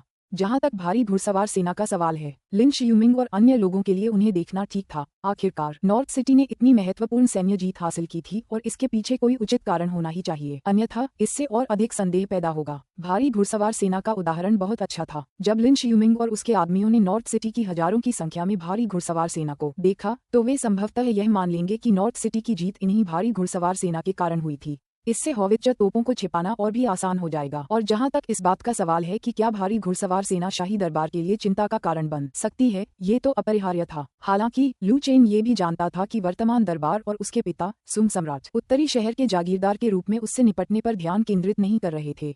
सुंग सम्राट की प्राथमिक चिंता अभी भी दरबार को शुद्ध करना और कुलीन परिवारों से निपटना थी। कुलीन परिवारों को हटाने से पहले ये संभावना नहीं थी कि वह किसी जागीरदार के खिलाफ कार्रवाई करेगा। इसके अलावा अदालत ने अभी सैन्य विस्तार आदेश जारी किया था। एक सामंत होने के नाते जो 1.5 लाख तक सैनिकों की भर्ती कर सकता था, घुड़सवार सेना इकाई बनाए रखना कोई समस्या नहीं होनी चाहिए थी, है ना? सैन्य विस्तार आदेश में घुड़सवार टुकड़ियों के गठन पर कोई रोक नहीं थी। इसी समय ली फैंग शहर के टावर पर पहुंचा। जब ली फैंग ने देखा कि आने वाला सेनापति लिन शियूमिंग है तो वह थोड़ा चौंक गया, ये सोचकर कि सौभाग्य से सेनापति मुंह भी लौट आए हैं, अन्यथा बाद में लिन शियूमिंग और उसके आदमियों द्वारा पता चलने पर परेशानी हो सकती थी। ली फैंग ने लू चेन को प्रणाम किया और कहा, राजकुमार नमस्कार। लू चेन ने ली फैंग की ओर सिर घुमाकर कहा, जनरल ली, मैं आपसे अनुरोध करता हूं कि आप जनरल लिन और उनके आदमियों को युद्ध क्षेत्र की सफाई के लिए नेतृत्व करने को कहें। मुझे थोड़ी थकान महसूस हो रही है, इसलिए मैं अब वापस जा रहा हूं। ली फैंग ने तुरंत कहा, जी हाँ राजकुमार। उसके बाद लू चेन मुड़ा और चला गया। लू चेन के जाते हुए रूप को देखकर लिन शियूमिंग एक पल के लिए रुका, फिर अपने बगल में खड़े ली फैंग की ओर मुड़ा और बोला, जनरल ली, क्या बर्बर सेना पीछे हट गई है? लिन शियूमिंग को ली फैंग की कुछ यादें थीं। आखिरकार ली फैंग हुबेन सेना में मु चांगटियन के लिए एक महत्वपूर्ण समर्थक थे। लिन शियूमिंग का सवाल सुनकर ली फैंग मुस्कुराते हुए बोले, जनरल लिन, बर्बरों को खदेड़ना मात्र एक साधारण बात नहीं है। जब हम शहर से निकलेंगे तब आप देखेंगे कि राजकुमार के नेतृत्व में उत्तरी शहर के हमारे सैनिकों ने कितनी महान उपलब्धियां हासिल की हैं। ये देखकर कि ली फैंग भी नखरे दिखा रहा था, लिन शियूमिंग ने थोड़ा सा भौहें सिकोड़ी।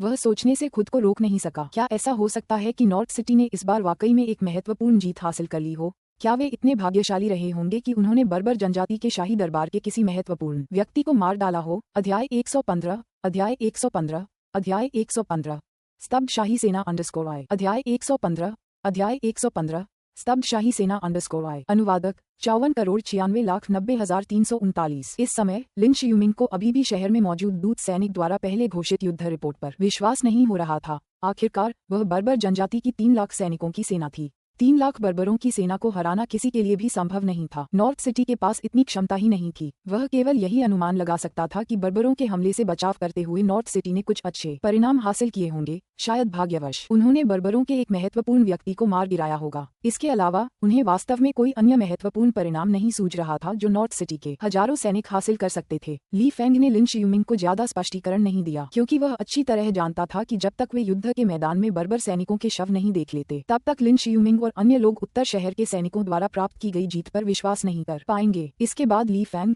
लिन शियुमिंग और अन्य लोगों को शहर से बाहर ले गया।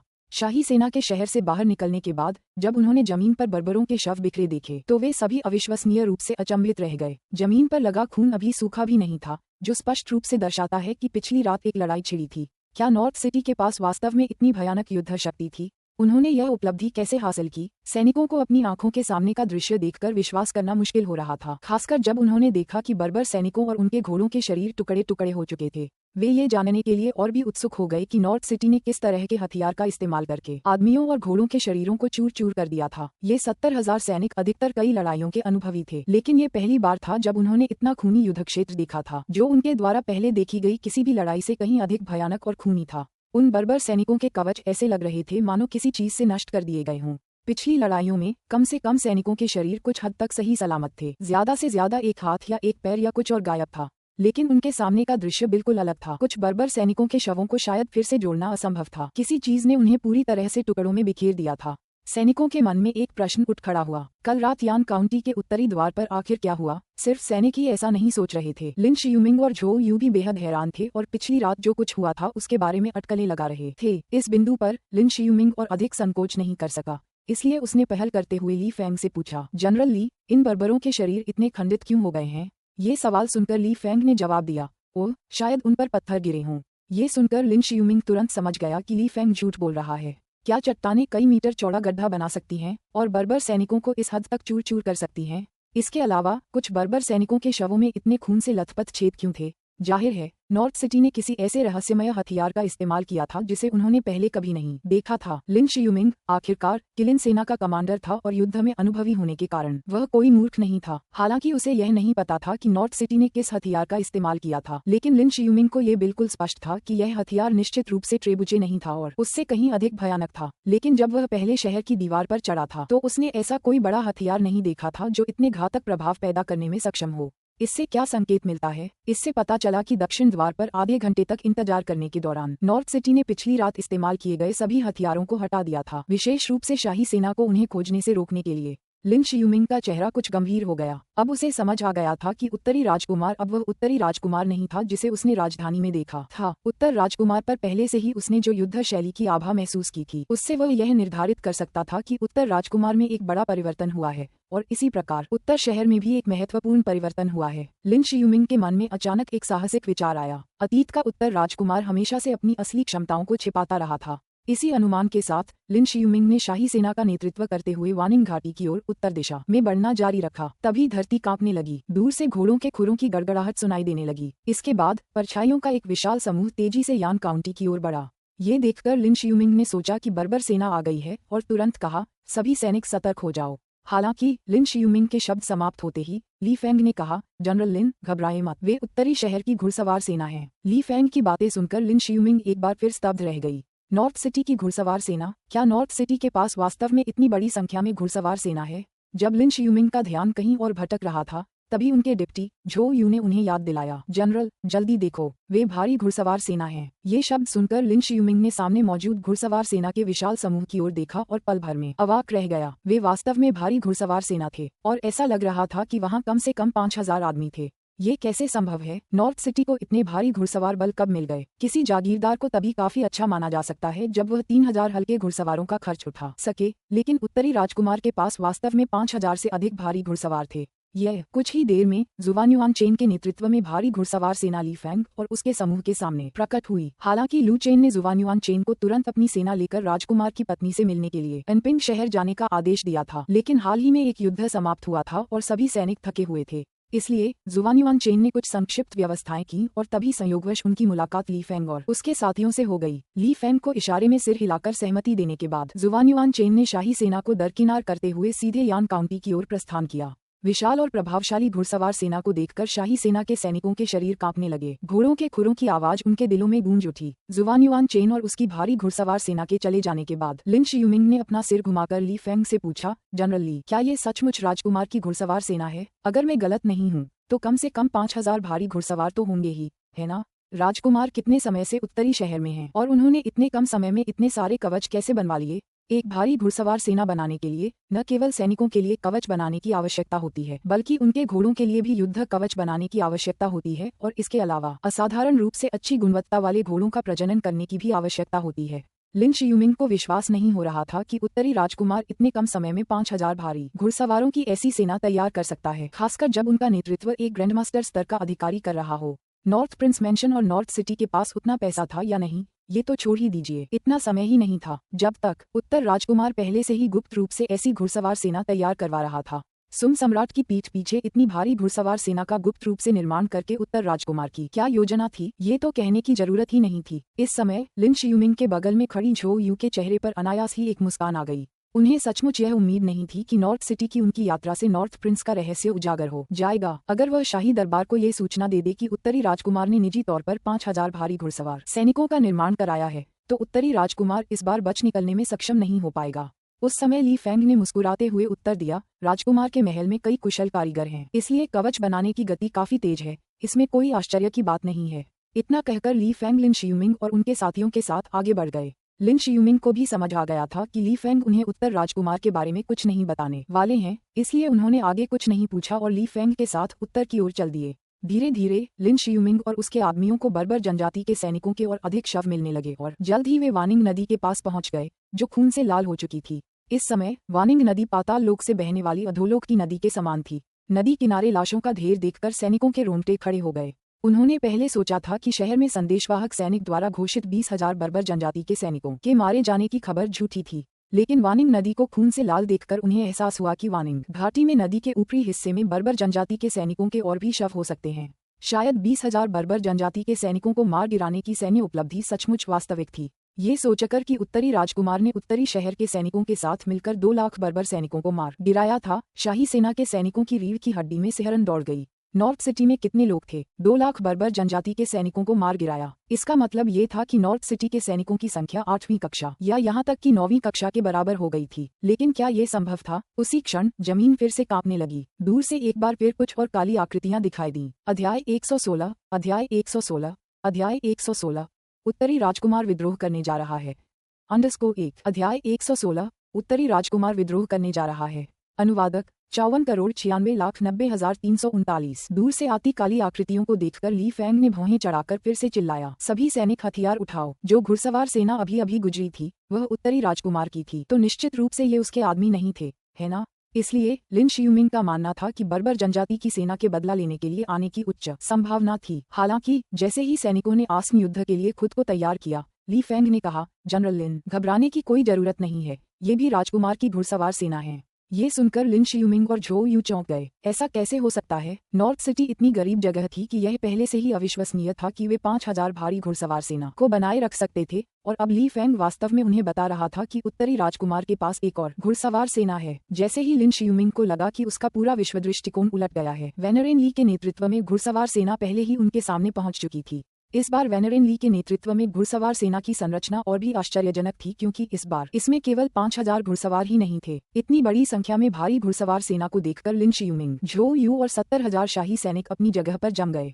जब तक हजारों की संख्या में भारी घुड़सवार सेना से युक्त ये बल करीब पहुंचा, तब तक शाही सैनिक अपने हथियारों को और भी कसकर पकड़ने के लिए मजबूर हो गए। भारी घुड़सवार सेना कितनी भयावह हो सकती है? दूसरे शब्दों में कहें तो ग्रेट सम के इतिहास में एक ऐसा उदाहरण है जहां 3000 भारी घुड़सवारों ने 1 लाख किसान सैनिकों को हराया था, और उन्होंने ऐसा उनका पीछा करके किया था। भारी घुड़सवार सेना का भय सैनिकों के मन में गहराई तक समाया हुआ था, खासकर ऐसे खुले मैदान में। अगर यह घेराबंदी होती तो सबसे शक्तिशाली घुड़सवार सेना के लिए भी प्रभावी होना मुश्किल होता। लेकिन एक बार जब बात खुले युद्ध की आ जाती है तो मामला बिल्कुल अलग होता है। भारी घुड़सवार सेना का हमला पैदल सेना की टुकड़ियों को जल्दी से तोड़ सकता था। एक बार पैदल सेना की पंक्तियां अस्त व्यस्त हो जाने पर उनका मनोबल बुरी तरह गिर जाता। दो सेनाओं के बीच युद्ध में मनोबल बहुत महत्वपूर्ण होता है, खासकर आमने सामने की लड़ाई के दौरान जहां संकीर्ण रास्ते में दुश्मन का सामना करने पर अधिक साहसी सेना जीत हासिल करती है। लिन शियुमिंग अपने सामने 10,000 भारी घुड़सवारों को देखकर अचंभित रह गया। एक सेनापति होने के नाते वह किसी भी गठन में सैनिकों की अनुमानित संख्या का अंदाजा लगा सकता था। ली फेंग द्वारा ये बताए बिना भी कि इस भारी घुड़सवार सेना में कितने सैनिक थे, लिन शियुमिंग को संदेह था कि इसमें कम से कम 20,000 सैनिक थे। यदि पहले ही रवाना हो चुकी भारी घुड़सवार सेना को भी शामिल कर लिया जाए तो नॉर्थ सिटी में लगभग 30,000 भारी घुड़सवार सैनिक होंगे। यह नॉर्थ सिटी 30,000 भारी घुड़सवारों को कैसे बनाए रख सका? इसके लिए कितने चांदी की आवश्यकता होगी? लिन शियुमिंग को नॉर्थ प्रिंस मैंशन के साबुन की बिक्री और इत्र के कारोबार के बारे में भी पता था और वह समझता था कि ये लाभदायक थे। लेकिन फिर भी इतनी बड़ी संख्या में भारी घुड़सवार सैनिकों को इतनी जल्दी कैसे भर्ती किया जा सकता था? ग्रेट सुम के पूरे शाही दरबार में भारी घुड़सवार सैनिकों की संख्या 20,000 से कुछ अधिक ही थी, लेकिन अब अकेले उत्तरी शहर में ही लगभग 30,000 भारी घुड़सवार सैनिक थे।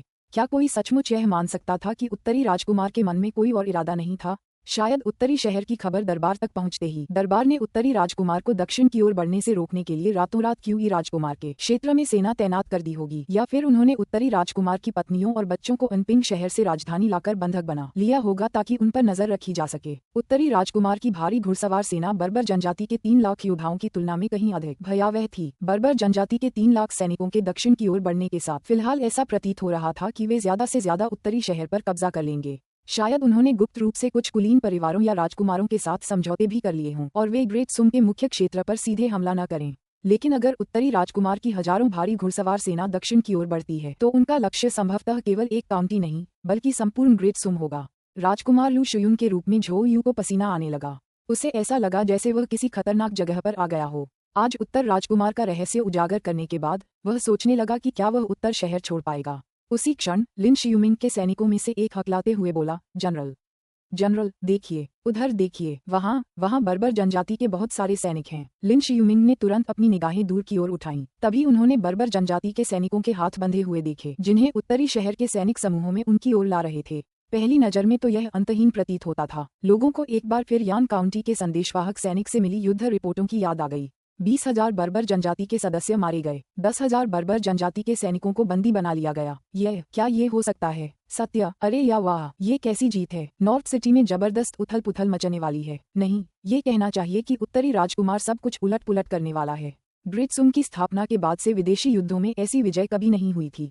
जब उन्होंने चेन राष्ट्र का सफाया किया और चेन राष्ट्र के खिलाफ सबसे बड़े युद्ध में चेन राष्ट्र के सैनिकों की कुल संख्या केवल 2 लाख थी और बर्बर जनजाति के सैनिक चेन राष्ट्र के सैनिकों के समान नहीं हैं।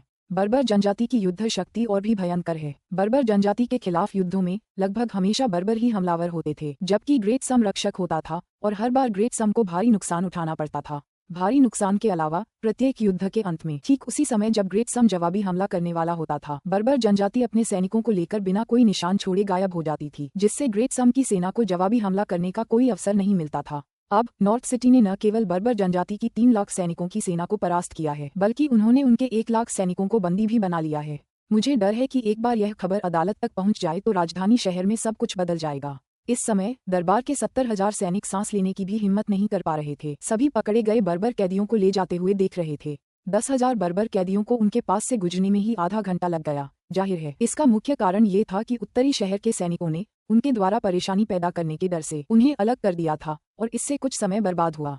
आधे घंटे बाद सैनिकों को वहां से गुजरते हुए देखकर लिन शियुमिंग और दरबार के 70,000 सैनिकों को समझ आ गया कि शहर में उन्होंने जो परिणाम सुना था वह सच था। ग्रेट सम के नागरिक होने के नाते उन्हें प्रसन्न होना चाहिए।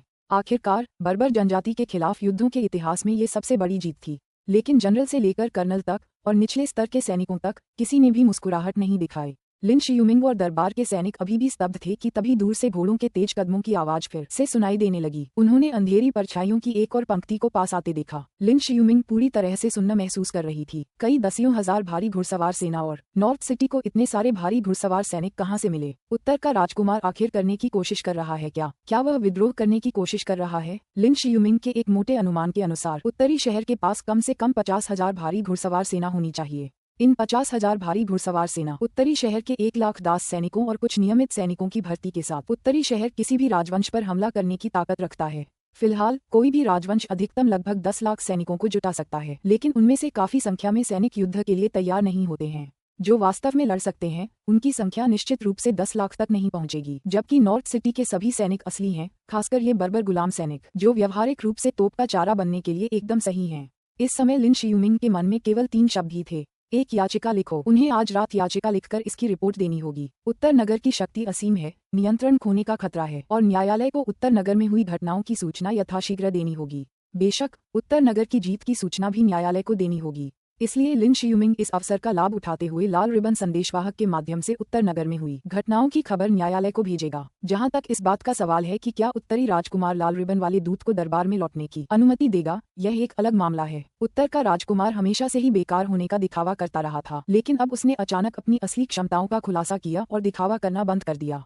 इससे क्या संकेत मिलता है? इसका मतलब है कि उसके पंख पूरी तरह से विकसित हो चुके हैं और उसे अब दिखावा करने की जरूरत नहीं है। अदालत के विशेष दूत को रोकना उसके लिए बहुत आसान होगा। लिन शियूमिंग को तो इस बात का भी संदेह है कि क्या उत्तरी राजकुमार इस अवसर का लाभ उठाकर चू परिवार के साथ मिलीभगत करके सीधे सत्ता हथिया लेगा। अध्याय 117 अध्याय 117 अध्याय 117 पत्ते दिखाना। अध्याय 117 अध्याय 117 पत्ते दिखाना। अनुवादक 54,96,90,339। उत्तर नगर के सैनिकों द्वारा बर्बर जनजाति को उनकी नजरों से ओझल कर देने के बाद ली फेंग ने लिन शियूमिंग से मुस्कुराते हुए कहा, जनरल लिन, चलिए आगे बढ़ते हैं। जल्द ही हम उस युद्ध क्षेत्र में पहुंच जाएंगे जहां कल रात सबसे भीषण लड़ाई हुई थी। ली फेंग की आवाज सुनकर चौंककर अचंभित लिन शियूमिंग अचानक वास्तविकता में लौट आए। उनका पूरा ध्यान सैन्य रिपोर्ट का मसौदा तैयार करने में लगा हुआ था। ओह ठीक है। इसके साथ ही लिन शियूमिंग ने अपने पीछे मौजूद सैनिकों को जोर से पुकारा, आगे बढ़ो। लिन शियूमिंग की आवाज सुनते ही शाही सैनिक, जिनका दिमाग सुन्न पड़ गया था, अचानक होश में आ गए। उनकी आंखों के सामने जो दृश्य घटित हुआ था वह उन्हें अभी भी बहुत अवास्तविक लग रहा था। वे ये भी सोचने लगे कि क्या वे वास्तव में अभी भी उत्तरी शहर की ओर जा रहे हैं और क्या उन्होंने जो कुछ भी देखा वह मार्च की थकान के कारण रास्ते में आया एक सपना मात्र था और वास्तविकता में शायद यान काउंटी पहले ही बर्बर जनजाति के कब्जे में आ चुका हो। बेशक वे इस बात से अवगत थे कि यही वास्तविकता थी। कुछ ही समय में ली फेंग के नेतृत्व में 70,000 सैनिकों की शाही सेना उस स्थान पर पहुंच गई जहां मू चांगटियन और ब्लैक कैवलरी ने पिछली रात मिलकर लड़ाई लड़ी थी और जहां सबसे अधिक बर्बर सैनिक मारे गए थे। नदी का पूरा किनारा दूर दूर तक बर्बर सैनिकों के शवों से ढका हुआ था, जहां तक नजर जाती थी। कुछ ही समय पहले तक मानसिक रूप से तैयार किए गए शाही सैनिक भी इतने सारे बर्बरों के शवों को देखकर स्तब्ध रह गए। इससे पहले उन्होंने जिन शवों की भयावह स्थिति देखी थी उनकी तुलना में यहाँ बर्बर सैनिकों के शव अधिक पूर्ण अवस्था में थे, इतने खंडित नहीं थे। लेकिन मैदान में बिखरे हुए शवों का दृश्य उतना ही भयावह था जितना कि उन्होंने पहले देखा था। वह खूनी युद्ध क्षेत्र, बर्बर सैनिकों के शवों का ढेर लगा दिया गया था और वानिंग नदी का पानी बहुत लाल रंग का हो गया था, मानो पूरी नदी ताजा खून में बदल गई हो। 2 लाख बर्बर सैनिकों के साथ उत्तरी शहर की युद्ध क्षमता वास्तव में भयावह थी। लिन शियूमिंग और सैनिक आश्चर्य से हौंफने लगे। ग्रेट सम ने इतने भयंकर युद्ध कौशल वाली सेना को बहुत समय से नहीं देखा था। नहीं, ये कहना उचित होगा कि ग्रेट सम ने इससे पहले कभी भी इतने बलवान जागीरदार को नहीं देखा था। सुम सम्राट द्वारा उत्तरी राजकुमार को उत्तरी शहर में रखने का निर्णय अच्छा था या बुरा, ये लिन शियूमिंग नहीं बता सकता था। इस समय ली फेंग ने लिन शियूमिंग से कहा, जनरल लिन, युद्ध क्षेत्र की सफाई का काम मैं आप पर छोड़ता हूँ। उत्तरी शहर के सैनिकों ने रात भर वीरतापूर्वक लड़ाई लड़ी, वे खून से लथपथ थे और अब सफाई करने के लिए बहुत थक चुके हैं। ली फेंग की बात सुनकर लिन शियूमिंग को होश आया और उन्होंने तुरंत जवाब दिया, जी जनरल ली, आप जाइए और आराम कीजिए, आगे का सारा काम हम संभाल लेंगे। ली फेंग ने कहा, ठीक है, तो मैं आपको ये काम करने के लिए अकेला छोड़ देता हूँ। लिन शियूमिंग ने विनम्रतापूर्वक उत्तर दिया, इसमें कोई परेशानी नहीं है, ये हमारा कर्तव्य है। लिन शियूमिंग के बोलते ही ली फेंग ने अपना घोड़ा मोड़ा और युद्ध क्षेत्र से निकल गया। ली फेंग को जाते हुए देखकर लिन शियूमिंग गहरी सोच में डूब गई। काफी देर बाद लिन शियूमिंग के बगल में झो यू की आवाज सुनाई दी, जनरल, हमें उत्तरी शहर की स्थिति की रिपोर्ट कैसे देनी चाहिए? उत्तरी शहर में सैन्य उपलब्धियां इतनी आश्चर्यजनक थीं कि अगर वे उनकी रिपोर्ट भी करते तो शाही दरबार शायद उन पर विश्वास न करता। कुछ देर सोचने के बाद लिन शियूमिंग ने कहा, जैसा है वैसा ही बता दो। ये सुनकर झो यू रुका और फिर संकोच से पूछा, जनरल, क्या आप वाकई आश्वस्त हैं कि हमें इसे ठीक वैसे ही रिपोर्ट करना चाहिए जैसा ये है? झो यू का सवाल सुनकर लिन शियूमिंग ने उसकी ओर मुड़कर सख्ती से पूछा, क्या तुम उस काम का श्रेय लेना चाहते हो जो तुमने नहीं किया? झो यू ने जल्दी से जवाब दिया, महाराज, मेरा मतलब ऐसा नहीं था। मुझे बस इस बात की चिंता है कि अगर हम सच सच रिपोर्ट करेंगे तो कहीं हम उत्तरी राजकुमार को नाराज न कर दें। झो यू ने मन ही मन सोचा कि वह इस तरह की सैन्य उपलब्धियों का दावा करने की हिम्मत नहीं करेगा। अगर नॉर्थ सिटी ने बर्बर जनजाति के आक्रमण को केवल विफल कर दिया होता तो शायद वे रिपोर्ट में अपने प्रभाव को बढ़ा चढ़ाकर पेश कर सकते थे, ये दावा करते हुए कि 70,000 की शाही सेना ने इसमें महत्वपूर्ण भूमिका निभाई थी। लेकिन अब स्थिति अलग थी। शाही सेना के यान काउंटी पहुंचने से पहले ही उत्तरी शहर और बर्बर जनजाति के बीच युद्ध समाप्त हो चुका था। न सिर्फ ये खेल खत्म हो गया था, बल्कि नॉर्थ सिटी के लिए एक करारी जीत के साथ समाप्त हुआ था। यदि वे इस प्रकार की सैन्य उपलब्धियों का दावा करते हैं तो ऊपर से की गई जांच निश्चित रूप से उनके निर्वासन या उनके पूरे परिवार के निष्पादन का कारण बनेगी। इसके अलावा उत्तरी शहर की हजारों भारी घुड़सवार सेना और युद्ध के मैदान में बर्बर सैनिकों के विशाल समूह को देखने के बाद कौन सैन्य श्रेय हड़पने के बारे में सोचने की हिम्मत करेगा। उत्तर का राजकुमार कोई साधारण व्यक्ति नहीं था। यदि कोई उसकी सैन्य उपलब्धियों पर कब्जा करने का साहस करता तो उत्तर का राजकुमार शाही दरबार के जांच करने से पहले ही उससे निपट सकता था। हालांकि झोउ यू राजकुमार लू शुयून के गुट से था, लेकिन उत्तरी शहर की भारी घुड़सवार सेना की ताकत और बर्बर सैनिकों के ढेर सारे शवों को देखने के बाद उसे किसी भी तरह की चालबाजी करने की कोई इच्छा नहीं थी। वह जीवित रहना चाहता था और राजधानी लौटना चाहता था। नॉर्थ प्रिंस मेंशन की शक्ति इतनी जबरदस्त है कि नॉर्थ प्रिंस की निगरानी में कौन छल कपट करने की हिम्मत करेगा। झोउ यू की बातें सुनकर लिन शियूमिंग ने कुछ देर सोचा और फिर कहा, अभी उत्तर राजकुमार की चिंता न करें। आज रात हम लाल रिबन वाले दूत के जरिए शाही दरबार को युद्ध की रिपोर्ट भेज देंगे। अगर उत्तर राजकुमार इसे रोकने के लिए किसी को नहीं भेजते हैं तो ये सबसे अच्छा होगा, लेकिन अगर वह इसे रोकने के लिए किसी को भेजते हैं तो मैं स्वयं उत्तर राजकुमार के महल में जाकर शाही दरबार को रिपोर्ट करने की प्रक्रिया पर चर्चा करूंगा। लिन शियूमिंग को चिंता थी कि उत्तरी राजकुमार उनके लाल रिबन दूत को रोक सकता है, क्योंकि एक बार उत्तरी शहर की सैन्य उपलब्धियों की रिपोर्ट शाही दरबार को मिल जाने के बाद उत्तरी राजकुमार की शक्ति को छिपाया नहीं जा सकेगा। बस बहुत हो गया ये सब। सैनिकों को आदेश दो कि वे युद्ध क्षेत्र की सफाई शुरू करें। लिन शियूमिंग के आदेश देते ही 70,000 सैनिकों की शाही सेना ने युद्ध क्षेत्र की सफाई शुरू कर दी। मूल रूप से ये 70,000 सैनिक शाही दरबार के कुलीन वर्ग थे। सभी युद्ध में निपुण योद्धा थे, लेकिन अब उन्हें युद्ध के मैदान की सफाई के लिए विशेष रूप से जिम्मेदार पुरुषों तक सीमित कर दिया गया था। हालांकि अधिकांश सैनिकों को कोई शिकायत नहीं थी। बर्बर जनजाति के सैनिकों के साथ सीधे युद्ध करने की तुलना में उनके शवों को ले जाना अधिक आरामदायक गतिविधि थी, और इससे भी महत्वपूर्ण बात ये थी कि इससे उनके जीवन को कोई खतरा नहीं था। और नॉर्थ सिटी की भयावह ताकत को देखने के बाद वे नॉर्थ सिटी के सैनिकों के लिए युद्ध क्षेत्र को साफ करने के लिए तैयार हो गए। गोधूली बेला में तंबू के अंदर लिन शियूमिंग मेज पर झुककर एक सैन्य रिपोर्ट लिख रहा था। तभी लाल वस्त्र पहने एक हिजड़ा अंदर आया। ये हिजड़ा शाही सेना का सैन्य पर्यवेक्षक था। लिन शियूमिंग और अन्य लोगों की तरह वह भी नॉर्थ सिटी द्वारा प्रदर्शित शक्ति से बुरी तरह हिल गया था। साथ ही उसके मन में एक चिंता भी थी कि क्या उसकी सैन्य रिपोर्ट नॉर्थ सिटी से बाहर भेजी भी जा सकेगी। सैन्य पर्यवेक्षक और युद्ध में शामिल जनरलों को एक एक सैन्य रिपोर्ट लिखनी होती थी और उन्हें एक दूसरे से संवाद करने की अनुमति नहीं थी, ताकि सैनिकों के प्रभारी जनरल अपनी सैन्य उपलब्धियों को बढ़ा चढ़ाकर पेश न कर सकें। असल में वांग को लिन शियूमिंग से मिलने की कोई जरूरत नहीं थी। वह सीधे लाल रिबन वाले दूत के जरिए अपनी रिपोर्ट भेज सकता था, लेकिन इस आशंका ने कि उसकी रिपोर्ट भेजी न जा सके वांग को लिन शियूमिंग के पास जाने के लिए प्रेरित किया। सैन्य पर्यवेक्षक को अपने तंबू में प्रवेश करते देख लिन शियूमिंग ने पूछा, नपुंसक वांग, क्या आपके मन में कुछ चल रहा है? चिंतित चेहरे के साथ हिजड़ा वांग ने पूछा, जनरल लिन, क्या आपने अपनी सैन्य रिपोर्ट लिखना समाप्त कर लिया है? लिन शियूमिंग ने उत्तर दिया, मैं इसे लिख रहा हूँ। हिजड़ा वांग, आप रिपोर्ट के संबंध में मेरे साथ मिलीभगत करने तो नहीं आए हैं? ये बिल्कुल भी उचित नहीं होगा। हिजड़ा वांग ने हैरानी से कहा, अरे जनरल लिन, ऐसे समय में भी आप मजाक करने के मूड में हैं। जनरल लिन, आप हमारी मौजूदा विकट परिस्थिति से अनजान तो नहीं हो सकते, है ना? उत्तरी राजकुमार ने हमें शहर में प्रवेश तक नहीं करने दिया है, बल्कि हमें वानिंग घाटी में डेरा डालने को कहा है। इससे पता चलता है कि वह हमसे सुरक्षा कर रहा है। हमारी सैन्य रिपोर्टें भेजी जा सकेंगी या नहीं, यह एक चिंता का विषय है। लिन शियूमिंग ने शांत भाव से पूछा, तो आप क्या कहना चाह रहे हैं, हिजड़ा वांग? हिजड़ा वांग ने उत्तर दिया, मेरा विचार है कि पहले उत्तरी राजकुमार से इस बारे में चर्चा की जाए, ताकि यह पता चल सके कि क्या लिखा जा सकता है और क्या नहीं, इस पर उनका क्या रुख है, जिससे हमें एक स्पष्ट विचार प्राप्त हो सके। लिन शियूमिंग ने टिप्पणी की, नपुंसक वांग, क्या आप उत्तर शहर की सैन्य उपलब्धियों को छिपाने का इरादा रखते हैं? हिजड़ा वांग ने जवाब दिया, ये सवाल नहीं है कि हम उन्हें छिपाना चाहते हैं या नहीं, मुख्य बात यह है कि क्या उत्तरी राजकुमार दरबार को इसके बारे में बताने के लिए तैयार है। लिन शियूमिंग अपनी रिपोर्ट लिखने पर ध्यान केंद्रित करते हुए बोले, नपुंसक वांग, क्या आपको लगता है कि उत्तरी राजकुमार ऐसी आश्चर्यजनक सैन्य उपलब्धियों को दरबार से छुपा सकते हैं? भले ही हम रिपोर्टों को बढ़ा चढ़ाकर पेश करें, दरबार को जल्द ही उत्तरी शहर की घटनाओं के बारे में पता चल जाएगा। उत्तरी राजकुमार मूर्ख नहीं है। बर्बर जनजाति के 2 लाख सैनिकों का संहार और 1 लाख अन्य का बंदीकरण करके ये खबर यान काउंटी में फैल चुकी है। जल्द ही महाराज के गुप्त रक्षकों को इसकी जानकारी मिल जाएगी और उत्तरी शहर की घटनाएं महाराज के कानों तक पहुंच जाएंगी। उत्तरी राजकुमार शाही दरबार को जो भी बताना चाहेंगे बता देंगे। हमें बस लिखना है। अगर उत्तरी राजकुमार को हमारी रिपोर्टें मिल भी जाती हैं तो हम उनसे मिलने के लिए हमेशा उत्तरी राजकुमार के महल जा सकते हैं। लिन शियूमिंग की बात सुनकर किन्ना वान को लगा कि इसमें कुछ सच्चाई है और फिर उसने कहा, ठीक है, मैं जनरल लिन की सलाह मान लेता हूँ। जनरल लिन, आपकी रिपोर्ट भेजे जाने के बाद मुझे सूचित कर दीजिएगा ताकि मैं अपना विशेष दूत भेज सकूं। किन्ना वान पहले ये देखना चाहता था कि लिन शियूमिंग की रिपोर्ट भेजी जा सकती है या नहीं। अगर लिन शियूमिंग की रिपोर्ट भेजी जा सकती तो वह अपनी रिपोर्ट भेज देता, लेकिन अगर लिन शियूमिंग की रिपोर्ट उत्तरी राजकुमार के महल में पहुंच जाती तो वह तुरंत उत्तरी राजकुमार से संपर्क करता ताकि उसे नाराज न करे। गहरी रात के सन्नाटे में राजकुमार का महल। लू चेन ने अभी अभी स्नान समाप्त किया था और वह बाई किंग के कमरे में व्यायाम करने जाने की योजना बना रही थी। इसी समय एक महिला गार्ड लू चेन के पास पहुंची। राजकुमार, कमांडर किन ने दरबार के विशेष दूत को रोक लिया है। उन्होंने मुझे निर्देश दिया है कि मैं उनसे पूछूं कि क्या आप उन्हें जाने देने से पहले उनकी रिपोर्टों की समीक्षा करना चाहते हैं। लू चेन ने तुरंत जवाब दिया, कोई जरूरत नहीं है। अगर मैंने ऐसा किया और अदालत को पता चल गया तो मुझे सीधे सीधे देशद्रोही करार दे दिया जाएगा।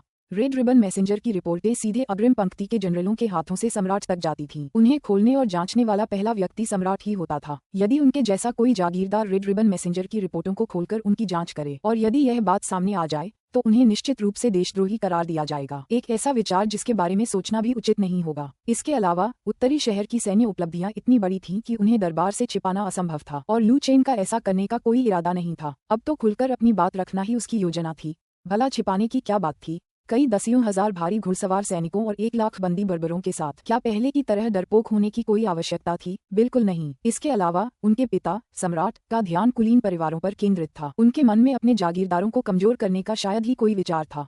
लू चेन की बात सुनकर गार्ड ने कहा, राजकुमार, मैं आपकी इच्छा समझ गया हूँ। मैं कमांडर किन को बता दूंगा कि वे रेड रिबन मैसेंजर को तुरंत रिहा कर दें।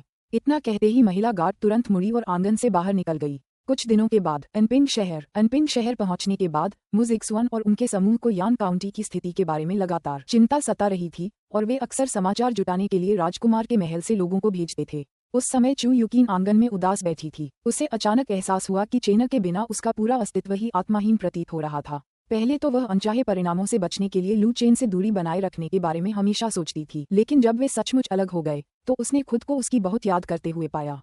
चू युकीन ने गहरी आह भरी, मैं चेन र को दोबारा कब देख पाऊंगी। तभी एक युवा नौकरानी आंगन में दाखिल हुई और बोली, मैडम चू, बाहर एक महिला आपसे मिलने आए हैं। उनका कहना है कि वह आपकी बहन है। अध्याय 118 अध्याय 118। तो तुम पहले ही उत्तरी राजकुमार के बिस्तर पर चढ़ चुके हो, है ना? _ अध्याय 118। तो तुम पहले ही उत्तरी राजकुमार के बिस्तर पर चढ़ चुके हो, है ना? अनुवादक 54,96,90,339। नौकरानी की बातें सुनकर पत्थर के स्टूल पर बैठी चू युकीन क्षण भर के लिए स्तब्ध रह गई। उसके चेहरे पर हैरानी के भाव दिखाई दिए। बहन! चू युकीन तुरंत वास्तविकता में लौट आई। किंग ली, क्या ये किंग ली ही है जो आए हैं? फिर वह पत्थर के स्टूल से उठी और बड़े ही सलीके से कदम बढ़ाते हुए तेजी से हवेली के प्रवेश द्वार की ओर चल पड़ी। जब तक चू युकीन प्रवेश द्वार पर पहुंची, उसने देखा कि चू किंगली हरे रंग के बादलनुमा वस्त्र पहने हुए, लंबा और शांत भावपूर्ण चेहरे के साथ हाथ में तलवार लिए बाहर खड़ा था। चू युकीन ने उत्सुकता से पूछा, किंगली, आप यहाँ क्यों आए हैं? हालांकि चू युकीन की तरह चू किंगली का पालन पोषण भी चू परिवार में हुआ था, लेकिन परिवार के भीतर उनकी परवरिश अलग अलग थी। चू युकीन का पालन पोषण चू युए की निजी नौकरानी बनने के लिए किया गया था और फिर जैसे जैसे वह बड़ी हुई, चू युए की रक्षा करने के लिए, उसके लिए वार सहने के एक उपकरण के रूप में काम करने के लिए। दूसरी ओर चू किंगली का पालन पोषण इस तरह से किया गया था कि वह परिवार की हत्यारी बने, परिवार के गंदे कामों को अंजाम देने का एक उपकरण बने। चू युकीन के विपरीत चू युकीन ने अब चू परिवार को पूरी तरह से छोड़ दिया था और न तो वह चू परिवार में वापस लौटेगी और न ही वे इस बारे में कुछ कहेंगे। लेकिन चू किंगली अलग था। सैद्धांतिक रूप से चू किंगली बिना किसी मिशन के चू परिवार को नहीं छोड़ सकती थी। चू युकीन के दिल में पल भर के लिए ठहराव आ गया। जी हाँ, चू किंगली बिना किसी मिशन के चू परिवार को नहीं छोड़ेगी। क्या ऐसा हो सकता है कि उसका कोई खास मकसद हो? चू किंगली की यहाँ उपस्थिति से यह स्पष्ट था कि उसका मिशन संभवतः उत्तरी राजकुमार के महल से संबंधित था। जब चू युकीन के मन में तरह तरह के विचार उमड़ रहे थे, तभी चू किंगली ने भावहीनता से पूछा, बहन, तुम चू परिवार में वापस क्यों नहीं लौटी? ये सुनकर चू युकीन को होश आया और फिर उसने कहा, बहन की अब शादी हो चुकी है और वह अब चू परिवार का हिस्सा नहीं मानी जाती। चू किंगली ने आगे पूछा, जब तुम्हारी शादी हो चुकी है तो तुम अभी भी उत्तर राजकुमार का पीछा क्यों करती हो? उत्तर राजकुमार के महल में क्यों रहती हो? उस निकम्मे आदमी का पीछा करके तुम्हें क्या मिलेगा? चू किंगली जैसी हत्यारी को भावनाओं को दबाने का प्रशिक्षण दिया गया था और उसकी सभी भावनाएं चू युकीन को सौंपी गई थीं, जिससे वह बचपन से ही सबसे ज्यादा करीब थी। इस प्रकार चू किंगली की नजरों में चू युकीन की खुशी ही उसकी अपनी खुशी थी। अब जबकि चू युकीन को चू परिवार में रहने की आवश्यकता नहीं थी, वह अपनी इच्छानुसार कुछ भी करने के लिए स्वतंत्र थी, फिर भी उसने चू युए के बच्चे का अनुसरण करना चुना। चू किंगली की नजरों में चू युकीन उत्तरी राजकुमार की दासी बन चुकी थी, जब वह चू युए की दासी थी, और अब चू युए के चले जाने के बाद वह चू युए के बेटे की सेवा अपने स्वामी के रूप में करती रही। ये दास्ता का प्रतीक था। चू युकिन की दास्ता से चू किंगली को बहुत निराशा हुई। वास्तव में चू किंगली भी विद्रोह करने की अपनी इच्छाशक्ति की कमी से निराश थी और उसने अपनी भावनाओं को चू युकिन पर थोप दिया। चू किंगली द्वारा लू चेन को एक अक्षम व्यक्ति कहने पर चू युकिन चौंक गई। फिर उसने थोड़ी नाराजगी के साथ जवाब दिया, किंगली, क्या तुम बहन को ये सब बातें बताने के लिए ही उत्तरी शहर आई हो? चू किंगली ने ठंडे स्वर में कहा, तुम अभी भी पहले की तरह ही हो, अपने स्वामी के प्रति निष्ठावान और समर्पित। इसके बाद चू युकीन ने कहा, उत्तरी शहर में मौजूदा अस्थिरता को देखते हुए अगर बहन के पास कोई महत्वपूर्ण काम नहीं है तो आपको तुरंत उत्तरी शहर छोड़ देना चाहिए। चू युकीन चू किंगली से बहस नहीं करना चाहती थी। वह भली भांति जानती थी कि चू किंगली हमेशा से लू चेन को नीचा समझती थी और उसे एक निकम्मा आदमी मानती थी। जब चू युकीन पहले चू परिवार में लौटी थी तब चू किंगली ने उसे लू चेन को छोड़कर अपनी खुशी की तलाश करने के लिए प्रोत्साहित किया था, लेकिन उसने ऐसा नहीं किया था, जिसके कारण बहनों के बीच दरार पैदा हो गई थी। चू किंगली ने भावहीन चेहरे से पूछा, बहन, क्या तुम मुझे भी छोड़ दोगी? इस सवाल से अचंभित होकर चू युकीन ने उलझन में पूछा, आपका इससे क्या मतलब है? चू किंगली ने सीधे जवाब दिया, परिवार के मुखिया को लगता है कि मैं किसी काम की नहीं हूँ, इसलिए उन्होंने मुझे तुम्हें ढूंढने भेजा। मुझे लगा था कि तुम हमारे रिश्ते को याद रखोगी और मेरे साथ उत्तरी शहर छोड़ दोगी। अब लगता है कि तुमने उस नाकाबिल आदमी के सामने पूरी तरह से आत्मसमर्पण कर दिया है। जब चू किंगली ने यह बात स्पष्ट कर दी तो चू युकीन तुरंत समझ गई कि क्या हो रहा है। चू शियोंग ने चू किंगली को उत्तरी शहर आने की आजादी दी थी, शायद इसलिए कि वह लू चेन के साथ रहकर उसकी रक्षा करे, क्योंकि आखिरकार लू चेन उसका पोता था, खून के रिश्ते से जुड़ा हुआ था। चू शियोंग अधिकांश पुरुषों की तरह नहीं था, वह पुत्रों के प्रति पितृसत्तात्मक वरीयता की उतनी परवाह नहीं करता था और उसने हमेशा चू यू को प्यार किया था। शायद अपने बेटे की असफलताओं के कारण चू शियोंग चू युए को अधिक पसंद करने लगा था और उसे सुम रानी से उसकी शादी करने का बहुत पछतावा था, क्योंकि उसका मानना था कि उसने अपनी बेटी की खुशी को नष्ट कर दिया था। चू युए की मृत्यु के बाद चू शियोंग ने ही चू युकीन को लू चेन के पास उसकी देखभाल और सुरक्षा के लिए भेजा था। हालांकि लू चेन के सिंहासन के लिए दावेदारी करने की कोई उम्मीद नहीं थी, फिर भी चू शियोंग ने चू युकीन को उसे न छोड़ने का निर्देश दिया। चू युकीन के विचार में चू शियोंग की लू चेन के प्रति चिंता का कारण ये था कि उनकी बेटी के प्रति उनका प्रेम उसकी मृत्यु के बाद उनके पोते लू चेन में स्थानांतरित हो गया था। चू युकीन ने आह भरी और फिर कहा, किंगली, क्या तुमने कभी सोचा है कि परिवार के मुखिया ने तुम्हें उत्तरी शहर इसलिए भेजा है क्योंकि वह चाहते हैं कि तुम उत्तरी राजकुमार की रक्षा करो? चू किंगली ने भावहीन स्वर में पूछा, मुझे उस निकम्मे आदमी की रक्षा क्यों करनी चाहिए? परिवार के मुखिया ने मुझे पहले ही आजादी दे दी है और अब से मैं जो चाहूँ वो करने के लिए स्वतंत्र हूँ। चू युकीन समझ गई कि चू किंगली ऐसा क्यों सोच रही थी। बहुत लंबे समय तक पिंजरे में फंसी रहने के बाद अब जब उसे अचानक आजादी मिल गई थी तो स्वाभाविक रूप से वह चू परिवार द्वारा दिए गए किसी भी काम को आगे नहीं करेगी। तब चू किंगली ने कहा, बहन, चलो हम साथ में उत्तर नगर छोड़ दें। उस आदमी से दूर दुनिया बहुत बड़ी है। हम बहनों के लिए शरण लेने के लिए हमेशा कोई न कोई जगह होगी। हमें अब किसी के बंधन में नहीं रहना है, न ही किसी पुरुष की दासी बनकर रहना है। हम अब स्वतंत्र हैं। अध्याय 119, अध्याय 119, अध्याय 118। तो तुम पहले ही उत्तरी राजकुमार के बिस्तर पर चढ़ चुके हो, है ना? _2 अध्याय 119, अध्याय 118। तो तुम पहले ही उत्तरी राजकुमार के बिस्तर पर चढ़ चुके हो, है ना? _2 अनुवादक 54,96,90,339। चू किंगली की बातें सुनकर चू युकीन ने फिर आह भरी और फिर गहरे अर्थ में बोली, किंगली, मैं तुम्हारे साथ उत्तरी शहर नहीं छोड़ सकती। मुझे अपना सुरक्षित स्थान मिल गया है। चू किंगली ने पूछा, क्या उत्तरी राजकुमार का महल ही वह जगह है जिसे तुम अपना शरण स्थल कहती हो? क्या तुम्हें दूसरों की नौकरानी बनकर इतना आनंद आता है? अब आप शादीशुदा महिला हैं और लगातार नॉर्थ प्रिंस मैंशन में रहती हैं। क्या आपको पता है कि दूसरे लोग आपको कैसे देखते हैं, आपके बारे में क्या कहते हैं? युद्धकला की दुनिया में पहले से ही अफवाहें फैल रही हैं कि तुम उत्तरी राजकुमार की लाडली हो, एक बेशर्म और नालायक औरत हो। चू किंगली से यह सुनकर चू युकीन एक बार फिर स्तब्ध रह गई। उसने सचमुच सोचा था कि ऐसा दिन आ सकता है।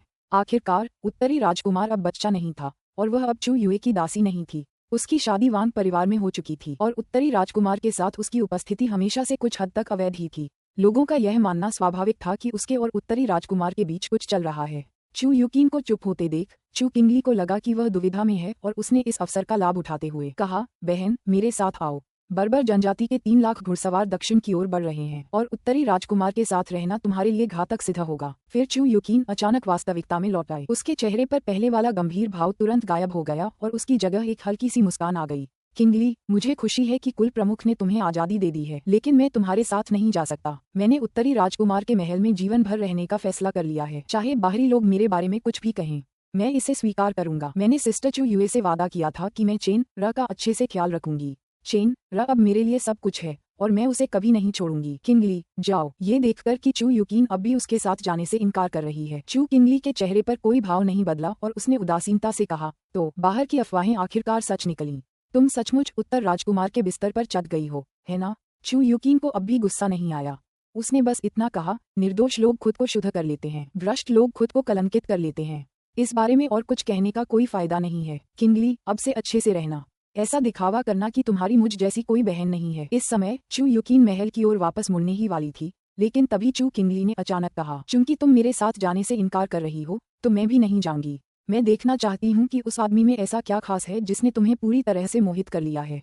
यह चू युकीन पल भर में स्तब्ध रह गई। सच कहूँ तो अगर यह पहले की बात होती तो चू युकीन निश्चित रूप से लू चेन की रक्षा के लिए एक और 9वीं श्रेणी के मास्टर को पाकर बहुत खुश होती, लेकिन अब हालात अलग थे। लू चेन पहले से ही कई विशेषज्ञों से घिरा हुआ था, जिनमें न केवल 9वीं श्रेणी के उस्ताद बल्कि उस्ताद स्तर के विशेषज्ञ भी शामिल थे। 9वीं कक्षा में एक बार और पढ़ने से लू चेन को कोई खास फर्क नहीं पड़ता था। इसके अलावा चू किंगली के मन में लू चेन के प्रति पूर्वाग्रह था और चू युकीन को डर था कि एक दिन चू किंगली जबरदस्ती लू चेन पर हमला कर देगा। इन्हीं विचारों के साथ चू युकीन ने कहा, किंगली, सबकी अपनी अपनी जिंदगी होती है। तुमने आज़ादी हासिल कर ली है और इस मुश्किल से मिली आज़ादी को संजो कर रखना चाहिए। तुम्हें अपनी बहन का अनुसरण करने की जरूरत नहीं है। चू किंगली ने भावहीनता से कहा, ऐसा लगता है कि आप मुझे अपने साथ आने देने से बहुत हिचकिचा रहे हैं। क्या आपको डर है कि मुझे उत्तर के राजकुमार के साथ आपके गुप्त संबंध का पता चल जाएगा? चू युकीन ने गहरी आह भरी। चू किंगली, जिसने बचपन से ही अपनी भावनाओं को दबाकर रखा था, जिद्दी स्वभाव की थी। एक बार जब वह किसी बात पर मन बना लेती थी तो उसे बदलना बहुत मुश्किल होता था। अगर तुम अपनी बहन का अनुसरण करना चाहते हो तो मुझे कोई आपत्ति नहीं होगी, लेकिन मैं तुम्हें याद दिला दूं, अगर तुमने चेन र को नुकसान पहुंचाने की कोशिश की तो उसके बाद हम बहनें नहीं बल्कि दुश्मन बन जाएंगे। इस दौरान चू किंगली ने कुछ नहीं कहा। तब चू युकीन ने कहा, मेरे साथ आइए, मैं आपके लिए एक कमरा बुक करा दूंगी। इतना कहकर चू युकीन हवेली की ओर चल पड़ी और चू किंगली उसके पीछे पीछे चलने लगी। जब वे आंगन में दाखिल हुए तो मु जिक्सुआन ने चू युकीन के पीछे एक बेहद खूबसूरत और कठोर स्वभाव वाली महिला को देखा और पूछा, मैडम चू, यह महिला कौन है? चू युकीन ने जवाब दिया, जिक्सुआन, ये चू परिवार से मेरी बहन है। ये सुनकर मु जिक्सुआन ने तुरंत कहा, तो ये मैडम चू की बहन है। मिस चू, कृपया यहाँ आकर बैठिए। असल में चू युकीन ने उसके लिए एक कमरा बुक करने का इरादा किया था, लेकिन चूंकि राजकुमारी ने उसे चाय पर आमंत्रित किया था, इसलिए फिलहाल उसे कोई जल्दी नहीं थी। उसी क्षण चू युकीन ने चू किंगली की ओर मुड़कर कहा, किंगली, ये राजकुमारी हैं और ये चेन र की 2 पत्नियां हैं। चू किंगली ने तुरंत झुककर अभिवादन किया और कहा, आम नागरिक राजकुमारी का अभिवादन करता है और दोनों महिलाओं को सम्मान देता है। मु जिक्सुआन मुस्कुराई और बोली, सुश्री चू, औपचारिकता की कोई जरूरत नहीं है। आइए, बैठिए। बिना किसी झिझक के चू किंगली सीधे मंडप के अंदर रखी पत्थर की मेज पर गई और बैठ गई। मु जिक्सुआन ने अनजाने में चू किंगली के लिए एक कप चाय डाली और फिर उत्सुकता से पूछा, सुश्री चू, क्या आपको उत्तरी शहर में कोई काम है? चू किंगली ने उत्तर दिया, राजकुमारी की बात पर वापस आते हुए, मैं अपनी बहन को राजकुमार के महल से दूर ले जाने की योजना बना रही हूँ। चू किंगली का जवाब सुनकर मु जिक्सुआन और झो परिवार के दोनों नौकर स्तब्ध रह गए। संभलकर मु जिक्सुआन ने चू युकीन की ओर देखा और कहा, महोदया चू, क्या आप राजकुमार का महल छोड़कर जाने की योजना बना रही हैं? लू चेन और चू युकीन के बीच का रिश्ता तो वे सब जानते थे, भला लू चेन चू युकीन को कैसे जाने दे सकता था? चू युकीन ने जल्दी से कहा, फिलहाल मेरा राजकुमार के महल को छोड़ने का कोई इरादा नहीं है, मैंने उसे पहले ही अस्वीकार कर दिया है। चू युकीन से यह सुनकर मु जिक्सुआन ने राहत की सांस ली। उसी क्षण चू युकीन ने चू किंगली से कहा, किंगली, राजकुमार के महल की चाय मन को तरोताजा करने और थकान दूर करने में सहायक होती है। लंबी यात्रा के बाद तुम थोड़ी थकी हुई होगी, राजकुमार के महल की चाय क्यों ना पी लो? चू युकीन के बोलते ही चू किंगली ने मु जिक्सुआन द्वारा उसके लिए परोसी गई चाय का प्याला उठाया और उसे पी गई। चू किंगली को चाय पीते देख मु जिक्सुआन का दिल जोर से धड़कने लगा। अरे नहीं, वह चाय बदलना भूल गई थी। वे जो चाय पी रहे थे वह यान काउंटी से लाई गई ड्रैगन एंड फीनिक्स टी थी। ड्रैगन और फीनिक्स चाय के प्रभावों के बारे में शायद दूसरों को जानकारी न हो, लेकिन मु जिक्सुआन इन प्रभावों से भली भांति परिचित थी। ये तो मुसीबत थी। इस समय मु जिक्सुआन ने चू किंगली पर एक और नजर डाली। बर्फ की तरह ठंडी, मलाईदार जैड जैसी त्वचा, एक सुरुचिपूर्ण और शांत व्यवहार, एक सुडौल आकृति, 9 स्वर्गों से उतरती हुई देवी की तरह बाई किंग से बहुत मिलती जुलती, वह दासी जिसे लू चेन ने राजकुमार के महल से निकलने से ठीक पहले स्वीकार किया था। मु जिक्सुआन ने मन ही मन सोचा कि राजकुमार को ऐसी महिला जरूर पसंद होगी, है ना?